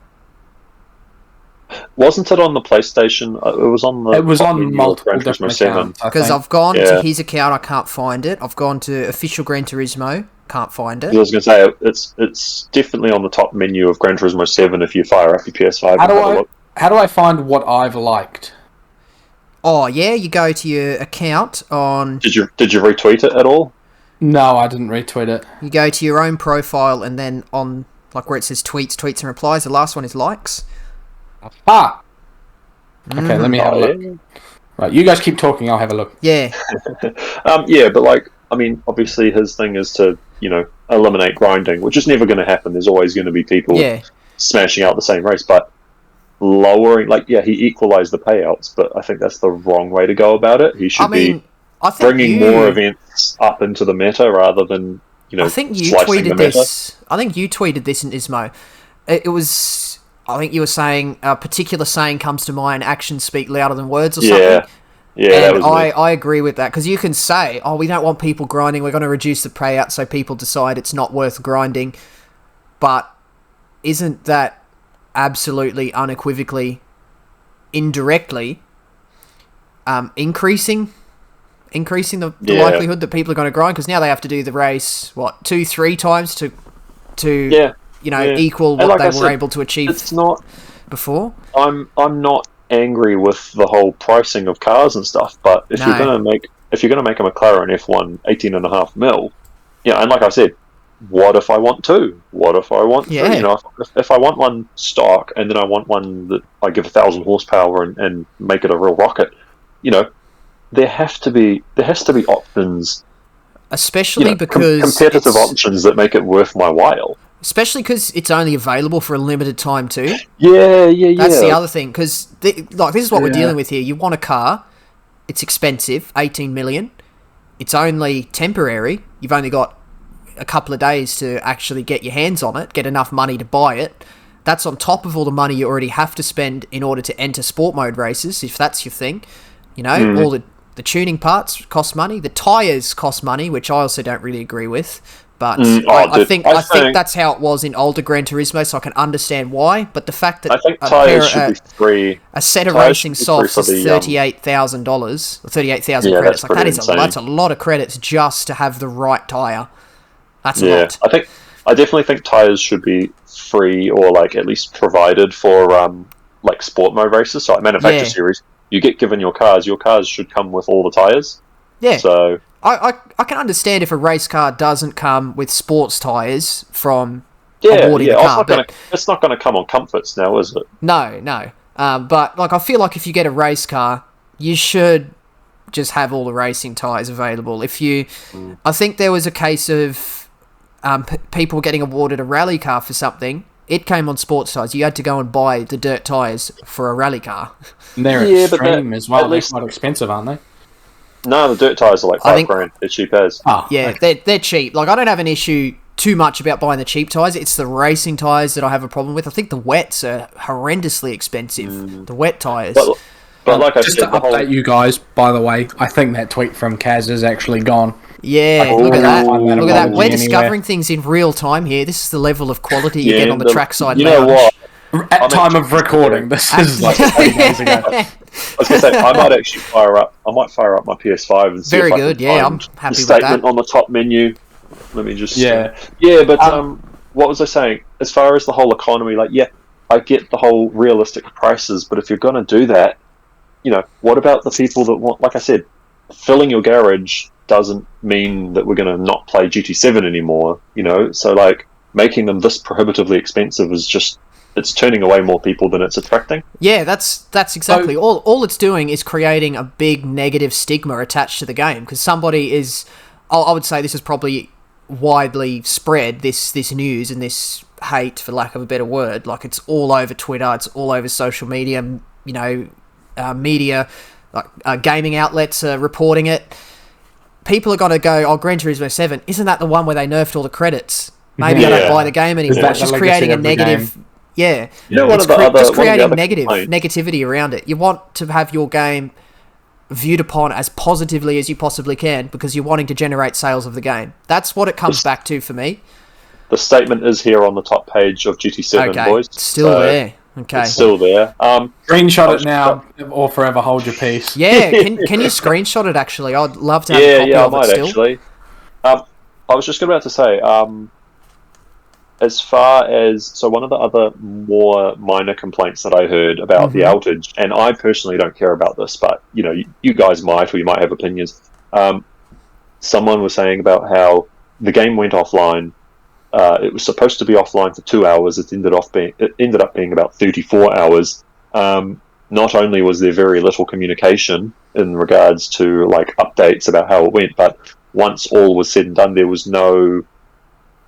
Like this particular guy said, like they could have at least given us something to say sorry for the wait. You know, give us. Yeah, there was no credit payout or anything like that. I think you know, I'm with you. It doesn't really bother me, but say I was a PD executive or whatever, the people that make the decisions, I would probably say to the team, I'd be like, look, this is obviously unplanned for. People are frustrated. They can't play a brand new game for the better part of 2 days. Let's give them something. Let's give them. I mean, what would have been a reasonable reward? 1 million credits probably would have been more than probably would have been a nice million. Number. I was thinking close to maybe $500,000 for the amount of players. I would expect pumping the money $500,000 into that economy. Yeah. But that also being said, it doesn't bother me because it was at a point in my week where I can hardly play the game anyway due to work. So I wasn't that put out by it. Nah. Whereas because hang on, what was it? Was it over a period of a Thursday, Friday sort of thing? Yeah. Yeah. Thursday, Yeah, Friday. was that? If It it was was, supposed to be Friday, it was down. supposed to be a couple of Yeah. hours on the Thursday. Yeah. yeah, that's it. It was Thursday afternoon because I was recording and making a video before I went back to work. So yeah, Thursday afternoon. It was down all day Friday, and back up Saturday morning, something like that. Yeah. If that was, I know this is getting quite personal to me, but I would be more upset if it was down on Tuesday afternoon, down all day Wednesday and Thursday, because they're my 2 days off. Yeah. But yeah, I think the point I'm trying to make there is there are going to be people more upset about it than us, and perhaps a nice little reward just for, being good sports about it, I guess, would have been nice. Would have been a nice touch Even and something thoughtful for them to do. 80% of the community has not been good sports about it. Yeah. So, certainly a Nismo, lot. you actually went out and you did some grinding, didn't you? And you bought the Porsche out of the Legend car dealer? I The did. GT1 Strassen version. The Strassen version. Strassen version. I bought the. Hold on, I've got my garage up here right now. Actually, that car is crucially out of stock now, funnily enough. That is crucially out of If only I stock. could They've afford run it, out. and then I'd be upset about it. There's a I new bought car in there, and it's the- quite an interesting one. Just while you're looking at that, yeah. the Mercedes Sauber C9 from C9, 1989, yeah. the race car, How much which is it? obviously was very, very popular for Le Mans combos and sport, Yeah. and may still be in this. It might be a meta car. It's in there for $3 million, which is probably not ridiculous. I'm not but upset it's about pretty the price. expensive. See, No. See, this is the thing about another reason why this economy is crap, right? So, you imagine the McLaren F1, 18.5 mil, right? It's prohibitively expensive for 90% of the player base. So, only the most hardcore, dedicated people with no life and infinite time on their hands can afford it, right? Can I interrupt you for just a Yeah, second? sure. Is there a microtransaction available to purchase it instead while it's available? Let me just have a look. Let me check. Hmm. Purchase. I'm sure they'll take your money. Because I'd be interested to know what the dollar think- figure for that is. You have to buy the credits to purchase Buy the it. credits, rightio. You can't just buy the car, you have to buy the credits. okay. And it costs you 32 New Zealand dollars for 2 2 million million. credits. So you need to buy that 9 million. times. Yeah. Can anyone do that in their heads, or will I get my calculator out? No, I'm not. 270 plus, I don't know what it was. So it's about $300. Hang on, what was it? 32 New Zealand dollars for 2 million. Yeah. 2 mil, yeah. So Times 32 9.5, times or 9.5. 9.25, I suppose. $304. That's New Zealand dollars. That's ridiculous. Yeah. So either grind for 18 million or spend half a weekly wage on it. So my point I'm getting at, though, as far as the McLaren, so, say On for top example... of the cost of the game already. On top of the cost of the game That's already. a very, that's On top quite of your expensive PlayStation credits. Plus subscription. They On top of really the should have made PlayStation those Plus. cheaper, I think. On top of the cost of the on PlayStation the console. wheel and the... Yeah. On top So of on Expensive top of being the, a sim racer, I tell ya. on top of the cost of the roof that I have to put my PlayStation under. Oh my god. At this point, iRacing actually looks like a feasible idea. Ooh. Yeah, so They've taken this a leaf out of the McLaren- iRacing book. Oh no. We've got to pay a subscription to play the game. It's true. Oh, All right. please don't give them I've ideas. interrupted Nismo mid-sentence. What were you talking about, mate? No, so say that there's this prohibitively expensive vehicle, and then it goes away, and then down the line, if there's a race or a daily race or whatever, and that particular car is the absolute meta, what are you going to do? Only the people that could afford it are going to get it, but why though? It's all. It really is. Now that we're sitting here fleshing this out, it's a lot more complicated and intertwined. Okay. So here's a question. Nath, you purchased the Porsche the other day for $3 million. Yep. How much money do you have in your account now? Right now, I have 1.53 million, and that was with a fair chunk of grinding yesterday because I had the day off. Okay, so you do not have enough money for the Sauber now, and you're probably going to miss out on the car because you're about 1.2 mil short. So, do you now feel like you've made a mistake purchasing the Porsche which you will probably hardly use for serious races, instead of the Sauber. What category is the Porsche?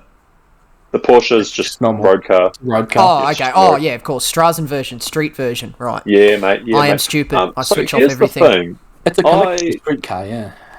I can see the appeal for the Sauber because it's a Group 1, and like you said, Atom, it's likely to be one of the more meta, especially for some of those Group 1 races.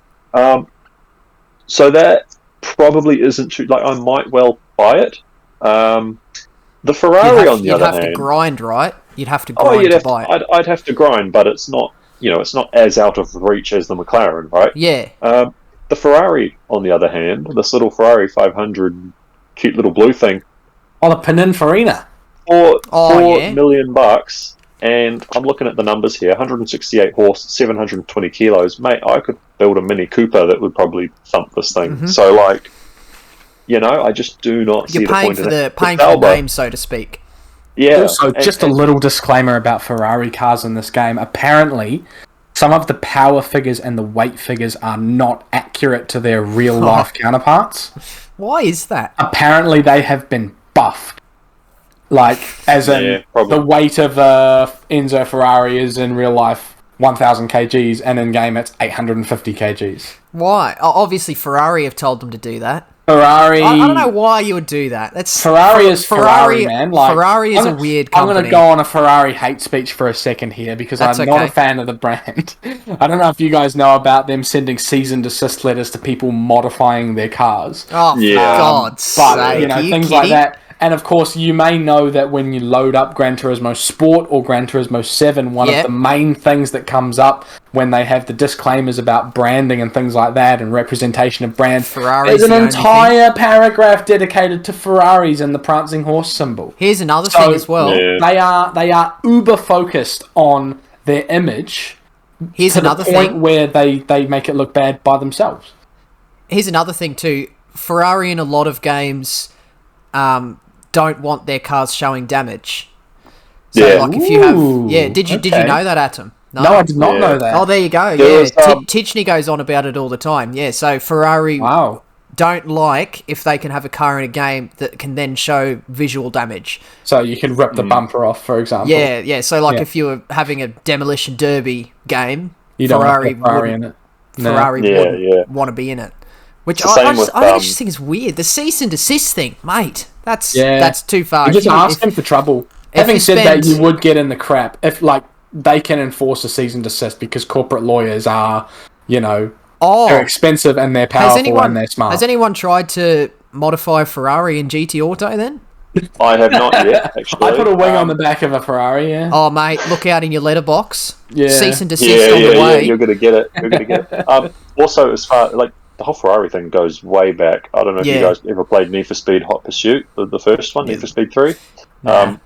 There were two Ferraris in that game, the 355 and the 550 Maranello, and you could race them, that was cool, but they were both excluded from the Hot Pursuit mode because Ferrari didn't want their cars getting chased by cops. Wow. What? It's just so weird. They got this obsession with their image, but it's like they're not even quiet about it. It's so obvious. No, it's also like shooting yourself in the foot, because people are going to see, I can't use a Ferrari in pursuit mode. What's this? And Ferrari the really crack up thing is that for that game, guess what the cover car was? Was it a Ferrari? No, the Lamborghini Diablo. And how much more popular was the Diablo? The story of Lamborghini is that it was a tractor builder or something. He went to Ferrari and said, "I can make your car better if you do this," and they laughed at him. So he what happened there? Well, what happened there was Lamborghini bought a Ferrari, and within a few months, it had problems with the clutch. And so he went to complain to Enzo, and Enzo basically said, "Oh, well, what would you know? You're just a dumb tractor driver." Right, yeah. I don't like Enzo Ferrari as a person. He is a terrible person. There you go. He was a terrible person. Yeah. So, anyway, enough about Ferrari. That was a tangent? Yeah. Great subject of conversation, though. Controversial. I like it. Top of the range, man. Yeah, so as far as the, economy, it's just, It's not good. People have already done the numbers. people have already done the numbers. This is like, especially after this update, this is one of the worst economies in a Gran Turismo game. Like, bar none. I think pre-update you could earn 2 million credits an hour. I think the new figure is 900,000. Yeah. I could pretty comfortably do about two and a bit million credits a day, and that was chill. That was casual. That wasn't like back-to-back races. That was just me taking my time, enjoying life, get this polyphony, enjoying the game. Ooh. I was enjoying the game. See the word he used there? Was. Yeah. Interesting. And all of our complaints here, we're not even talking about the invitational cars, of which you have to get invited to spend a further 2 million, 3 million on buying this super special car, which, actually I've got an invite at the moment, which is... I think I have a Bugatti invite, but I also don't have enough credits. Oh, never mind, it just expired. There you go. So look, you can't buy that car then now? I had an invite that expired literally 1 hour ago. What is it? It's 18:12 right now. It expired 17:19. It was for the Aston 177. So and you can't buy it now? That's it? You got to wait? Can't buy it now. Nope. Invitation required to purchase this exclusive car. How do you even get invitations? Oh, you win it. You can win it on a daily roulette spin. You're supposed to get them in the roulette spin, but I think... Oh, is that the one that looks like a cologne with the badge on the side? Yeah, that's it. Right. It's supposed to be like an envelope, I think. Yeah, I keep calling them the Ferrari cologne and stuff like that. I'm just like... Yeah. Because I don't know what it is and I don't really care.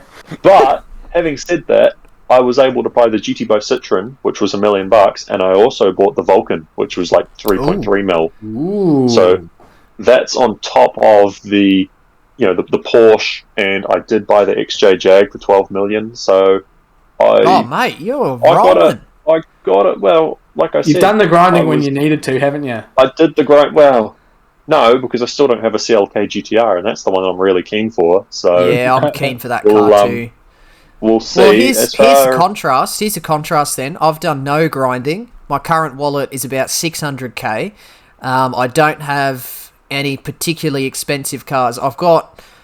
If I see like a cheap car in the used car dealership or relatively cheap in the legend car, like I bought a C2 Corvette the other day for 160,000, I've bought those. My only big expensive car was the DeLorean at $500,000, and then I've had to spend money tuning my cars. And I've tuned liberally, I did a Q Silvia, I did that up.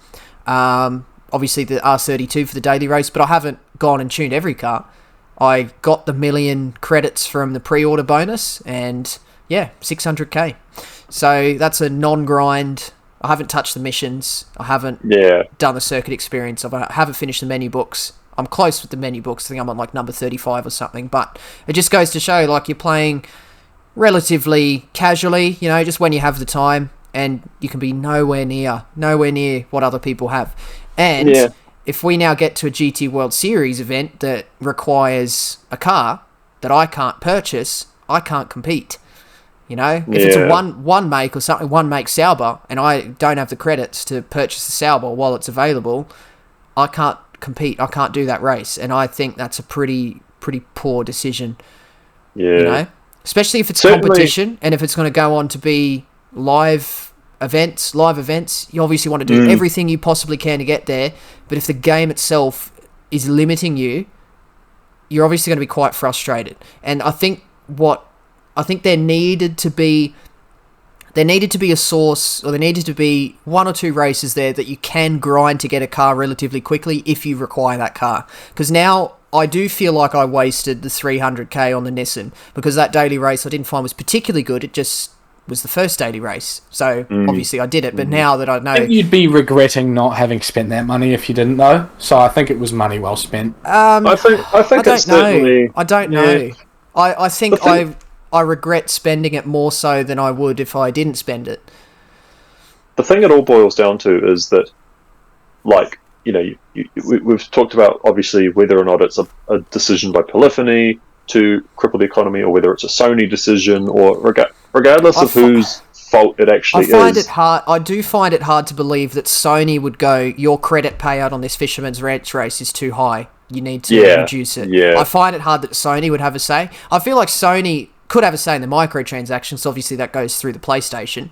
absolutely. But the thing is that I feel like they could have it saying that. But then Gran Turismo 6 had microtransactions as well. But by the same token, like they also had like seasonal events that paid out like $750,000 for like a 5-lap race. So they can coexist. But my point is, regardless of whose fault it is and who's making the decisions, everybody there would actually be very foolish to ignore the current like outcry. And I get that it's not like everybody who's making their voices heard. We're not going to get Fisherman's Ranch back tomorrow. It's not going to be an overnight thing. But if it can be in the next week or so, I believe everyone will move on. Honestly, I believe everyone. I'm sort of with. I am with that, to be honest. It is just while it's fresh, people outcry about it, but it hurts now. Nobody likes it. No one's gonna like it. But I think we're just gonna have to live with it because PD doesn't go back on their decisions historically. Yeah, but again, he has like, you got to remember the statement specifically. He goes, "Oh, please, stick around and watch the growth." So he's obviously got more planned. And there was also the I don't know if you guys saw about the leaks with Jimmy Fallon. No. Yeah, he played some missions and stuff that didn't exist. Yeah, he played some races that weren't on the world circuits. There were some ones that weren't actually available to us yet. For example, there was a supercar race at Daytona, I think, that paid out like $80,000 or something. And yeah, just like other little. It wasn't so much an outright leak, but it was just eagle-eyed viewers obviously caught some stuff. But I mean, yeah, my point is there's more coming. What we've got right now, as far as the meta and payouts and stuff, is obviously very early in the game. So, like you say, Atom, it's a sore wound at the moment. It's a fresh wound. Yeah, but it hurts now, but I think we'll come to accept it, or people will come to accept it as the way the game's going to be. I think people will, but my worry is now going into the future with GT World Series. I said it before, like if we have to have a certain car for a race and we need to do that race for the sake of getting enough points to go to a World Tour or something, but you then can't because you can't afford the car, I think that's a big problem. That's a big problem. So I think at the moment we don't really see that. As much as I do not want to follow the microtransaction route at all, if there was one race standing between me and going to a World Series event, and I needed to buy the car, I'd buy the money. Yeah, 100%. It depends how much would you be willing to spend? I'd probably spend up to $100. Admittedly, you could spend up to the amount that it would cost you to go to the location. Like if it's Monaco, it'd probably cost me, between $5,000 and $10,000. Probably not that much actually. Probably between $2,000 to $5,000 to get there and go on holiday in Monaco for no reason. So I could justify spending that amount of money to give myself a chance to qualify. But I probably wouldn't spend more than $200. No. The other thing too is my own budgeting. I couldn't justify to spend $200. I'd probably go 100, but with real savings life are for. Yeah, there you go. Look at that. You're screwed if you break your leg and need medical attention. But there you go. At least I have the McLaren F1. The thing that's easy to forget with all of this, though, is that like obviously we're complaining about the prices of the cars themselves, but we also have to factor in the cost of the tuning. Like Smoke said at the start, you need to buy the suspension, buy the transmission, buy the tires, and so all of that sort of stuff really builds up. So that's why I'm saying that we need a better grinding race, because like I said already, getting all the cars doesn't necessarily mean that right, we're finished with the game, on to the next one, let's go play Assetto Corsa or whatever, but like rather having all the cars actually invites me to play it more, because I want to drive all the cars and I want to buy another one so that I can give it 1,000 horsepower and see what top speed I can get up to. Yeah. So it's like I said, I think at the moment they're turning away more people than they're actually attracting with this whole forcing you to play the game more. On the bright side, you still get a free 2 cars with your manufacturer selection. I actually haven't done that yet. How does that work? Funnily enough, if we want to get into that, we can now. Okay, so Sport Mode is back. Sport Mode has returned to Gran Turismo. So you had to get to menu book number 9 to unlock it? Yeah, 9. Like that's that. it. Yep. So I think I like that. So no more sportsmanship video. That's the first takeaway from online, I think. Very good pickup. We have the little screens that you get the first time. Yeah, you get a little slideshow which nobody really looks at. Like, I've had a lot of people... go, do not show again, and then that's it. I've had a lot of people ask how the new GT series is going to look, and I'm like, you could have just read the thing when it came up. Yeah. Yeah, because it's the GT leagues as well. Yeah, I think we talked about that last time, though. For a brief rundown, if anyone doesn't know what the deal is, so they've split the... so the Nations Cup and the Manufacturer Series are back, and they're going to continue on. They're now called the GT World Series instead of FIA, because they're not officially FIA sanctioned yet. We don't know if FIA is going to come back yet or not, but we'll see. They're splitting the championships into GT1, GT2, and GT3. GT1... when you got to enter the first time, you get told, this is your DR, that puts you in GTX, so whichever one it is. A and A+, you get told you're going to get put in GT1. Are you happy to continue? And what you can do is you can say no, and then you can go kill your DR in a lobby, in a daily race, knock it down to B, and then you go back and they say you will be put in GT2, and then you can go, yes please, I'm going to go win a championship. So... A and A plus is GT1, B is GT2, and C and below, so C, D, and E, are GT3. So the reason they've done this exclusively from what we know is only to separate the points tables between C and D rated drivers and A and A plus, for example. Like, if you were a D rated driver on Gran Turismo Sport and you did 3 rounds of the Nations Cup and you scored yourself 25 points a round, you'd check the leaderboard and find yourself to be 1100th on the leaderboard because you're competing with A and A plus drivers, B drivers, C drivers, and you're a D driver. You're not scoring the same points. Now, you'll be able to look at the GT3 leaderboard and see only guys who are, a little bit of DR above you. So you'll actually have something to shoot for that's realistic and close, instead of starting off... caliber, instead of starting off as an E driver. Yeah, and the other thing is you can look at the leaderboards from the other GT categories. So a GT3 driver can switch to the GT1 leaderboard and go, that's what these guys are doing. That's cool. But I've got my own championship. So I think it's a good addition. Yeah. I'm worried that people will sandbag and get themselves put in GT2, but I think the only people who are going to do that are A-rated drivers who can't be bothered racing the A-plus drivers. I was going to say, it's only going to make the GT1 championship that much more competitive if those sorts of people sandbag themselves out of it. Yeah, that's what I mean. Like, I'm not that upset about it, because I would not get any satisfaction out of tanking my DR just to win GT2. I would rather be competing with people actually near my level and finish 25th in GT1. I'd be much more satisfied with GT1 5th than GT2 first. Yeah, well, the big question mark that I have is, if you're a GT2 driver, you get thrown into GT2, can you then matchmake against a GT1 driver and race them, but not technically be competing against them? That's a question mark that will be yet to be answered. The other question mark that a lot of people have is how similar is the matchmaking going to be between PlayStation 4 users and PlayStation 5 users? There's been question marks over the daily races and whether they can or can't.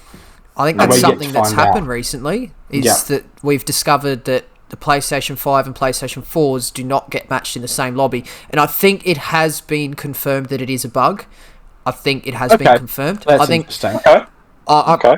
Correct me if I'm wrong, but I think I remember reading somewhere that it is going to be corrected at some stage. I think it's because a PlayStation 5 can load into the lobby a lot quicker and therefore fill a lobby quicker. And then when the lobby's full, it goes, there you go, that's your lobby, off you go. Yeah, the loading times are very, very... I think it was something like a PS5 loads in about 10 seconds, whereas a PS4 takes 35 to 40 seconds. So... Definitely, there's a bit of a... And the online needs some work. They clearly haven't copy and pasted from Sport, because it's a whole new template of A, lobbies, and B, daily races and FIA.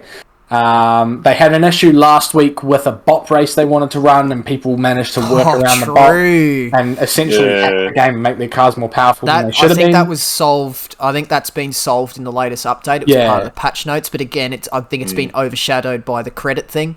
But it was also there. Pretty heavy there was also some pretty heavy track limit exploits, which obviously got patched together. True. There's You'll see new that. barriers at Daytona. They've added barriers at Daytona. You'll that's see right. that in my upcoming video that I'm making today. Or Very I've good. made today. It might release before the podcast, but at the time of I'll recording, link it anyway. Yeah, So, you'll get to see that. Private lobbies themselves are very different. They are clearly a very yeah. new system. They haven't copy and pasted that at all. There's a very, very glaring omission from public lobbies at the moment. I'm sure you guys can guess what it is. Is it the fact that you can't save your settings? Bingo. That is a very... And that's a big step backwards in my opinion. It's a big hassle to set up a lobby now, yep. Yeah. So, the other thing about lobbies is that there's a lot of latency and netcoding issues. Like, you see cars driving around you and they're a lot of bugs going on day side one to as well. side like this. You're having problems like that. I was getting you that cannot last change night. the settings without closing the whole lobby down. What? And yeah, Can you not edit? If you want to change a setting, you have to start a new lobby.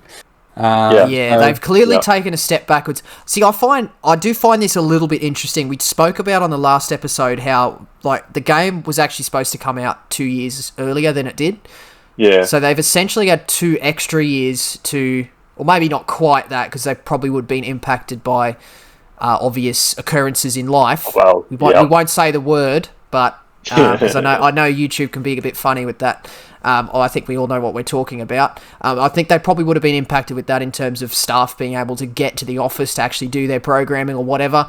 But I think it's safe to say they've had more time to try and get the game, in a better condition for a 2022 release as compared to a 2020 release. We've said it before as well on the previous one that it's probably for the best that it took so long to come out. Yeah, I because don't so mind. much extra technology can now be implemented, which it appears to do. But that just makes all of these recent that's why blunders I all brought the it up. less acceptable. That's why I brought it up, because I was 100%. like, if this is what the lobby looks like in 2022, how would it have looked in 2020? I would actually be scared to see, because the lobbies at the moment, I think, are one of the worst parts of GT7. Worst parts of GT7 on release. I would go so far as to say, for me, it is the worst part. The biggest disappointment is the lobbies at the moment. I would say that's now been overtaken by the economy that's been adjusted in the last couple of days. But one of the biggest... I would be scared to see what the 2020 version of the game looked like. One of the biggest omissions from GT Sport to GT7, which some people might not have realised yet. I mean, Smart, you said you haven't done any practice for FIA yet? Yeah, no, I haven't. I actually haven't even loaded into the game since it got put on. One of the things you can't do anymore is, so our good mate Andrew Lee, right? Amazing hour. Yep. One of the fastest guys in the region. Quite probably the fastest, right? At the moment. For anybody watching, that's a distinct Andrew on the leaderboards now. That's him. Anyway. Yeah, that's it. Yeah. His qualifying time, right? So in sport, you were able to load someone's ghost and then race against it in the time trial. You could chase it, right? Yeah. You can still do that. That's cool. But you can't watch his replay. You can't go on board with him and actually watch his replay. You have to race against it. And that's not even like, I know that you can't load in a replay from inside the event. You can't even do it from outside the event. Yeah, you can't watch his replay. You have to be on track with him or not at all. See, I find that's a bit of a very disappointment, interesting, because that was if I ever got asked. Well, this is because he's never made the top 10. Crucially. Oh, okay, right. He's not on the top 10. No, but even the top 10, drivers, you can't watch their replays. I can watch replays from the outside. I don't know why other people are saying that you can't, but I can. Okay. Can you do it right now? Yep, I'm watching it right now. Can you do it right now? Because that was one of the... I'm watching the number one. I think it may be a post-patch thing. What about you, Nesmo? Can you? Yeah. I could not. That's why I brought it up. But right now, I remember having the problem, but I think it might be only from the outside and not from when you're on track yourself. Yeah, because you used to be able to... thoroughly corrected. Yeah, no, it's okay. Cause I know it is still a step backward, because I know in GT Sport you could enter the event. Obviously, if you're entering the countdown for the start of the race, you couldn't, in case you were in the replay while that countdown ended, and that was fine. But if you're in free practice, qualifying time trial, you obviously go into the event from the sport mode page. You brought with a details page. You can press the leaderboard down the bottom. Replay. But then you could also go into the qualifying time trial, go onto the track, and still be able to look at the leaderboard and view replays, but you can't do that anymore. You can only do it from the outside. Yeah. Sorry, interesting though that the top 10 stars is worldwide, not regional. Like, you think that it would be a regional. So they've changed that permanently across the dailies as well as GTWS. So why is that? I feel like that would be so much more. Like, I liked the whole being able to see who was the best in your region, and you know. Because I was able to make a top 10 in Oceania only, so Australia, New Zealand. I couldn't do it if there was the Asia also included, but Australia, New Zealand, so Oceania, I could. I was a top 10 time trialer if I really put the time in. Yeah, but now I'm never going to see that again. I'm never going to be top 10 in the world. We don't have anything like Kudos Prime either, as far as like tracking your stats or tracking your leaderboards or anything, because all of that just seems to have been completely. I mean, obviously, I would expect it to be coming. I don't even know if GT Sport had Kudos Prime at the start. Don't know. I only found out about it when I started watching streamers. Yeah, exactly. So, which was about 6 months after release, by the way. I think we can all agree that GT7 is still very much in its infancy. All right, as much as people complain, it should be finished before it gets released. We are not in that day and age anymore. You know, games evolve, and even sport changed a lot over the course of its lifetime. You know, like if you saw version 1.0 of sport compared to what it is now, that's night and day.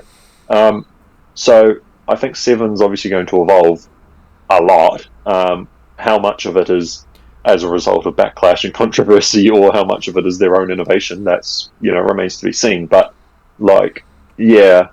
it's playable. Like I said, it's not bad, but it just needs a lot of polish, and it needs a lot of sort of getting the, like you say, the latency bugs. And this test season is going to be very interesting, because I almost don't want to do it because the latency. I don't want the latency to cost me my DR. If that isn't too unreasonable. Especially with about the test season runs from Monday till next Tuesday. It is a 9-day or 8-day or 9-day championship. When's the first race? Monday. Tomorrow. Oh, I haven't touched it. Every single day, except for Wednesday, there is a race.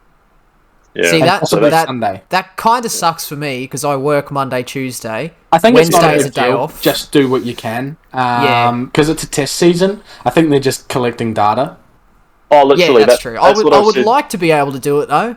But that's what I've said to my teammates. It is what it is. I realise that's very much my own problem rather than a problem with the game.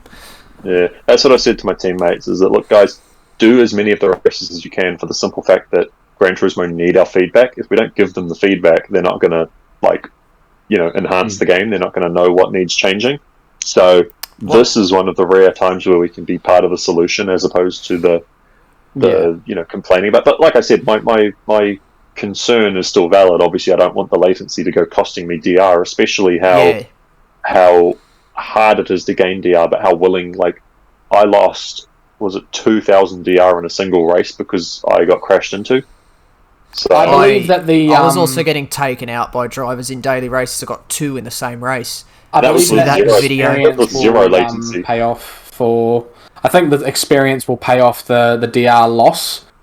You get some personally. Be all and end all. I mean, the most that you realistically lose in one test season race, what, 2,500, 3,000? That's the most. If you qualify on ASR reset. If you true. Okay, yeah. No, that's fair. That's it is what it is. So the interesting thing about the manufacturer series is that now when you select your manufacturer, you get offered one car for each group. So you get offered one Group 4 and one Group 3. You do not get a choice. So for example, for Volkswagen, you get offered the Scirocco and you get offered the Beetle. You cannot pick the Roofless GDI VGT.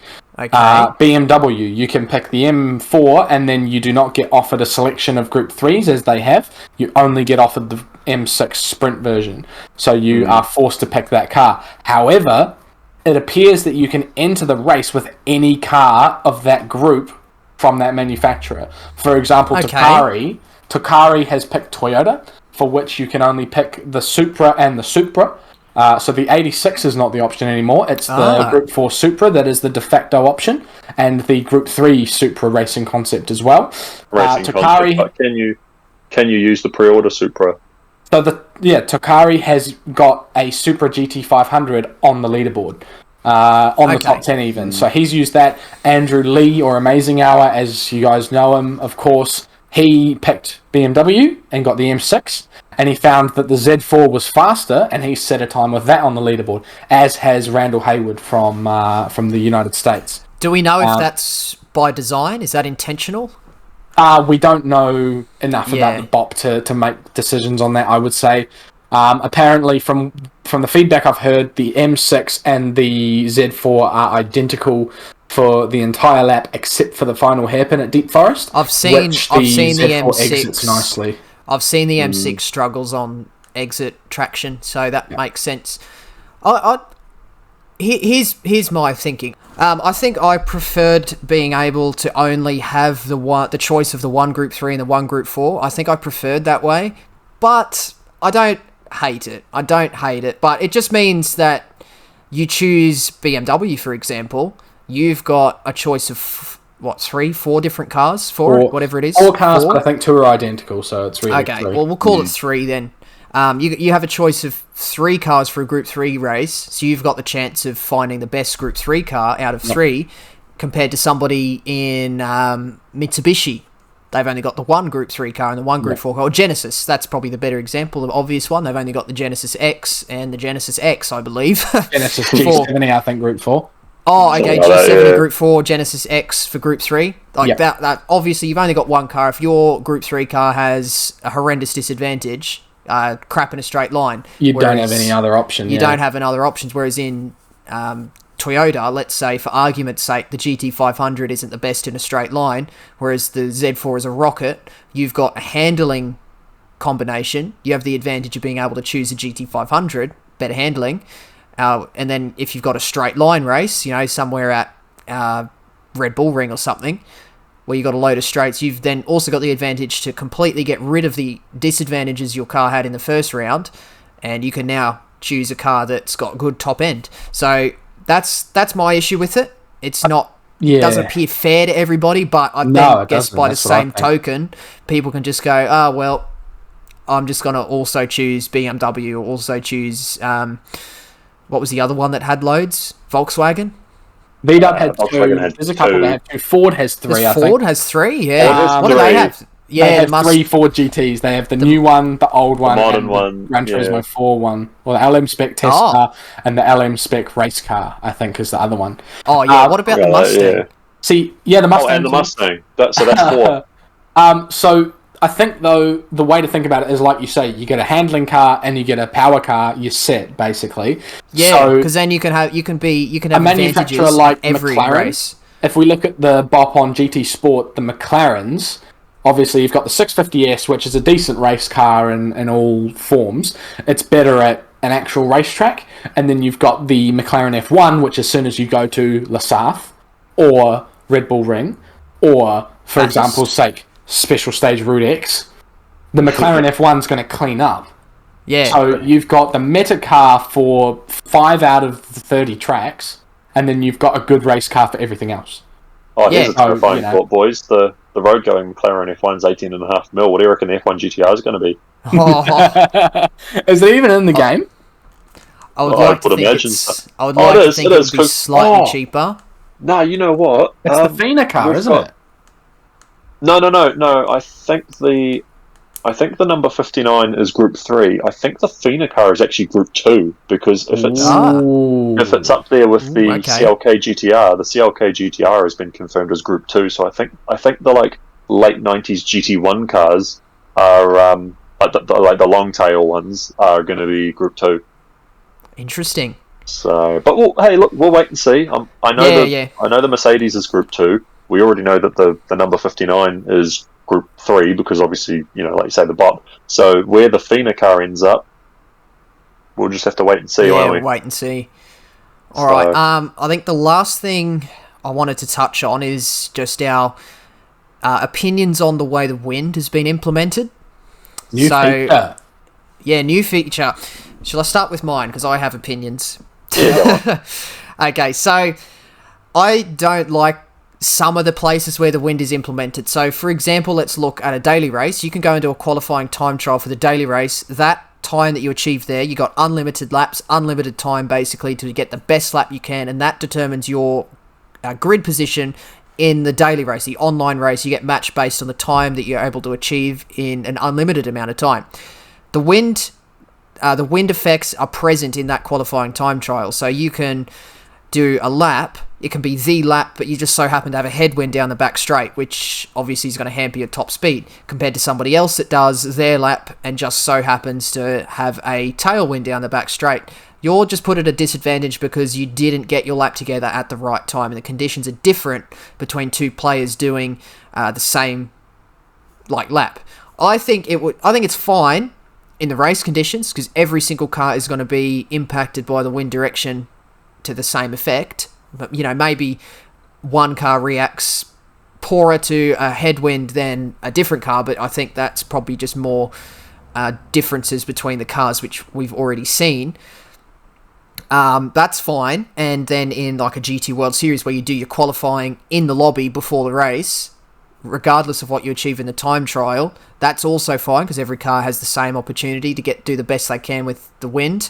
But yeah, just the fact that you can have a different wind direction for your qualifying time trial in a daily race, which then goes on to impact your grid position, I don't think that's fair. And then it's also in missions you got a wind direction. Now, I've just tested that. There is no wind now. They've updated it. They've removed the wind from the slipstream challenge where it was a problem. I was going to say, they have changed that, yeah. Okay, alright, I stand corrected, that's fine. It's still present in the daily races though, because I had to sit there restarting my qualifying time trial for the Daytona race until I managed to get a decent headwind down the back straight. It did go on to change throughout the session, and it got to the point where I was just like, I'm not going to even bother with this, because I'd have to restart every time I realised the wind changed direction. So I've sort of taken the decision, I'm not going to worry about the wind too much, but the fact that it's a thing that I now have to worry about that I shouldn't have to worry about, it's a bit frustrating. I do definitely think that the wind is one of those more trivial additions. Nobody asked for it. Nobody said, hey, what would make this game even better is accurate depiction of the wind. It can be significant too. For the very reasons that you've stipulated. I mean, there's going to be that one guy who waits for the absolute lap of the gods type headwind, tailwind, that blows him to the number one spot, and then he's just going to take all the pole positions. I suppose it doesn't matter anymore in the sense that in GT Sport, obviously there was a trophy for getting as many pole positions. But as far as I'm aware now, there isn't. I think the only sport mode trophies are for finishing races, not necessarily poles and wins and fastest laps and all that sort of thing. So on the one hand, I can sort of see why it's not really something to fuss about, but by the same token, it's also no one asked for it. Why is it in there? Yeah, I know. So absolutely. Yeah, that's just my thoughts on it. What do you reckon, Adam? I'm actually just testing out some of the wind settings on. There you go. So the daily races are still there, of course, and I got really interested in the haptic feedback because I hadn't really tried that yet. So I tried braking and seeing what it felt like, and the response is really cool. Yeah, it's interesting. It's a really good response. I like it. So I said this without even trying it, but now that I've tried it, I completely agree that the haptic feedback. PlayStation 5 DualSense 5. Is it called the DualSense 5? I believe so, yeah. Something, yeah. Yeah, so I reckon. The DualSense 5 has basically taken the DualShock 4 and a wheel and cut the gap between them in half. Because you now have, essentially, a pad with force feedback. So I think it's a huge step forward and a fantastic addition to the game, and it's going to make it a lot better for pad players who are getting introduced to the game. So, it's really cool. There you go. But going back to the wind was a problem, obviously, straight off the bat, we all knew.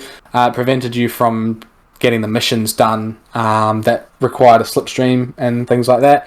Like the top speed ones? Yeah, the one at St. Croix was the main one. Yeah.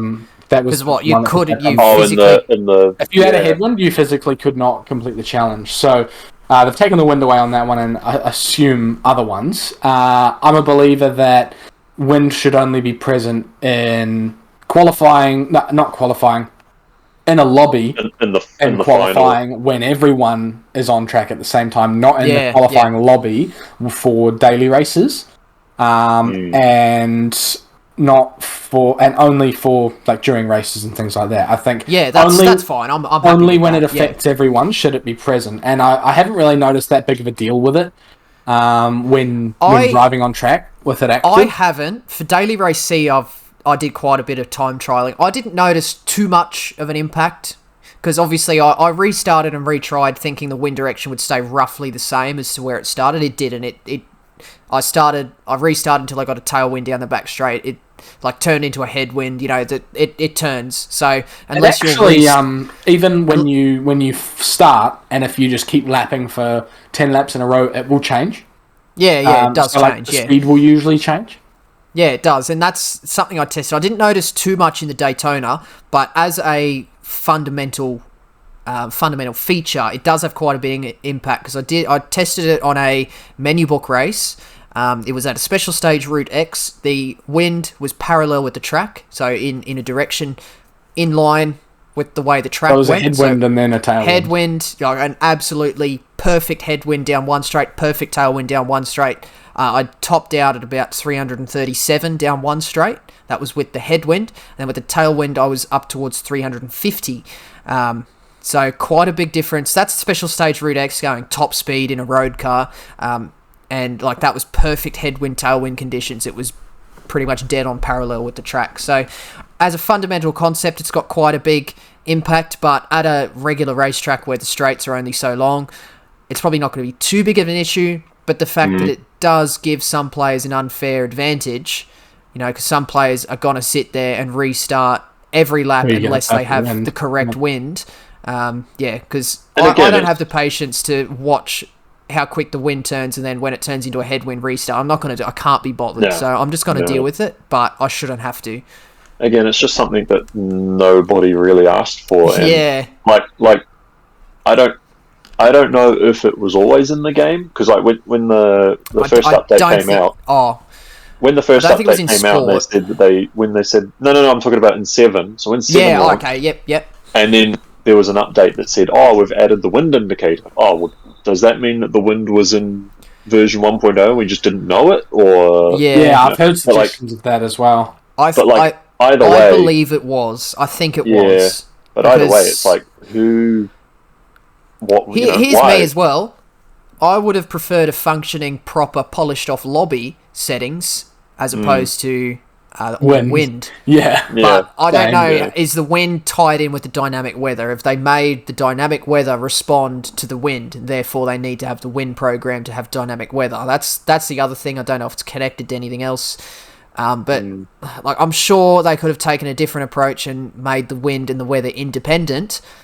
But if they have linked them, then I guess I can understand why they've had to focus on getting the wind right. But I would have just preferred functioning lobbies, proper lobbies, at least as good as they were in GT Sport on release, and not have the wind and have the wind come later and come properly.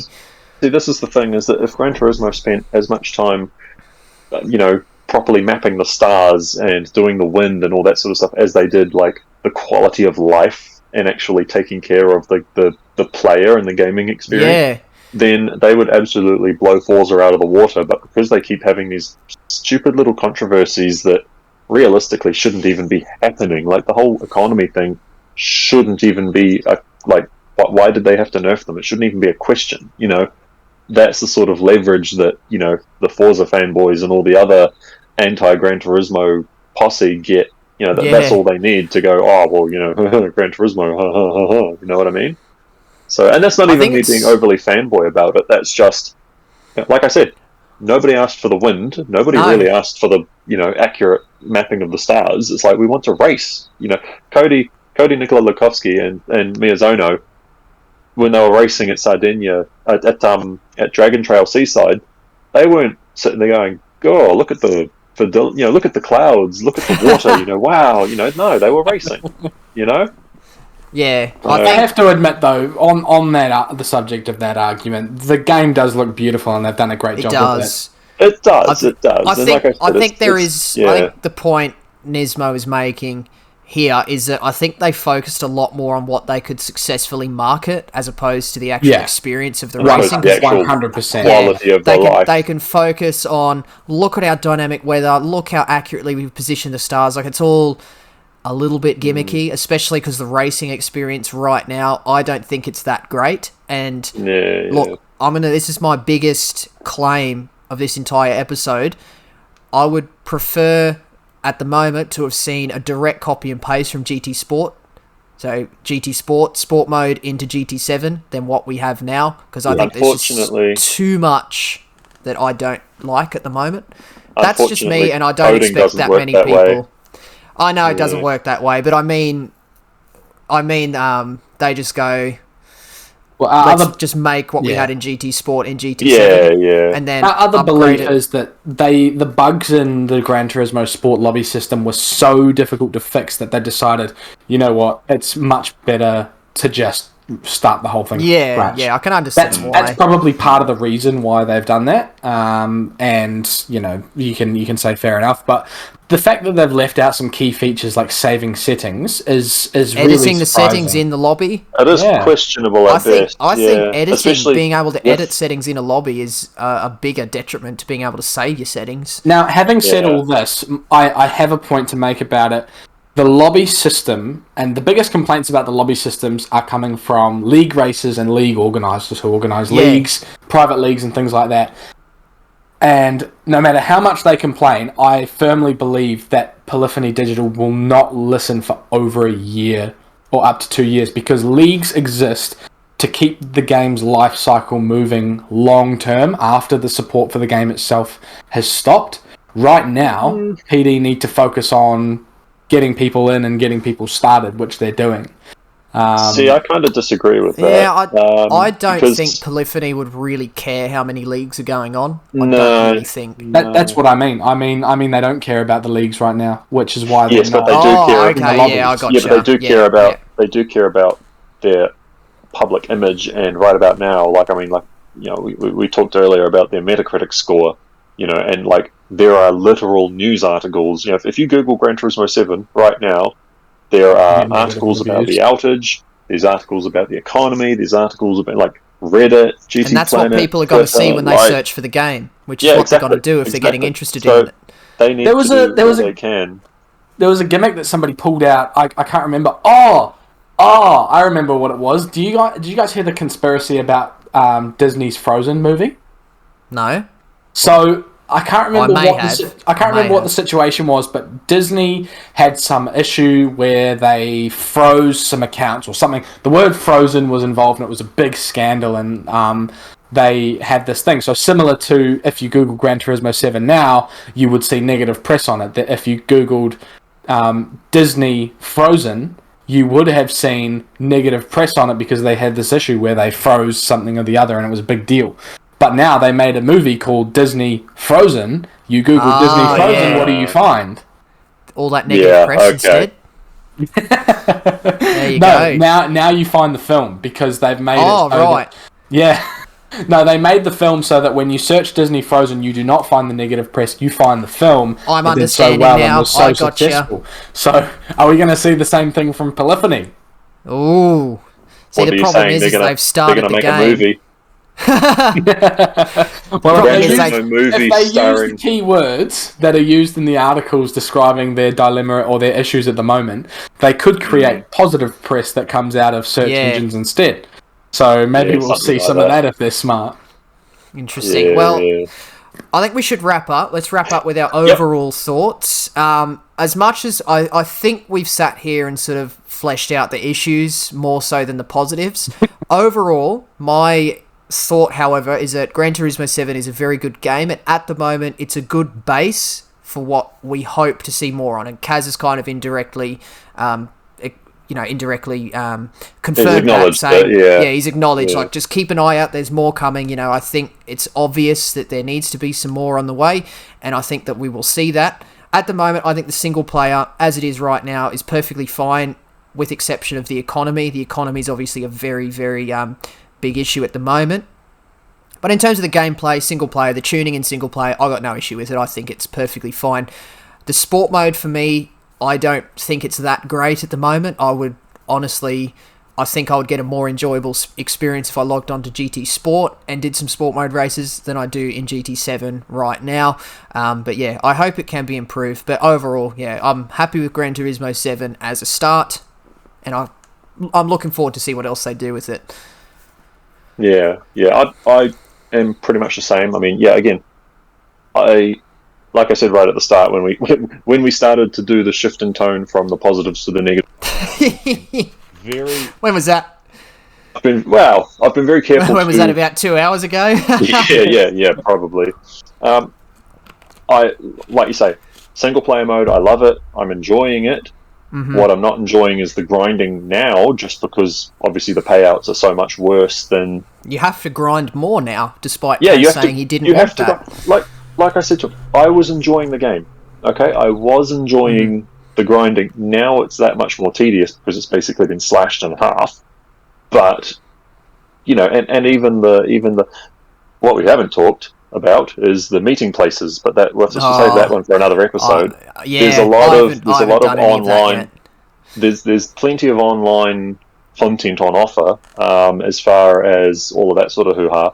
But yeah, like you say, good base, but if they want to see it last longer than a few, months, then they're going to have to get onto some of these issues pretty quick, and they're going to have to bring more to the table pretty quick because, like you say, there's plenty of casuals that are probably still trying to smash out the missions, but there's just as many, pros, the likes of yourself, absolutely, who have already done everything, and we're sitting around tapping our foot going, okay, what's next?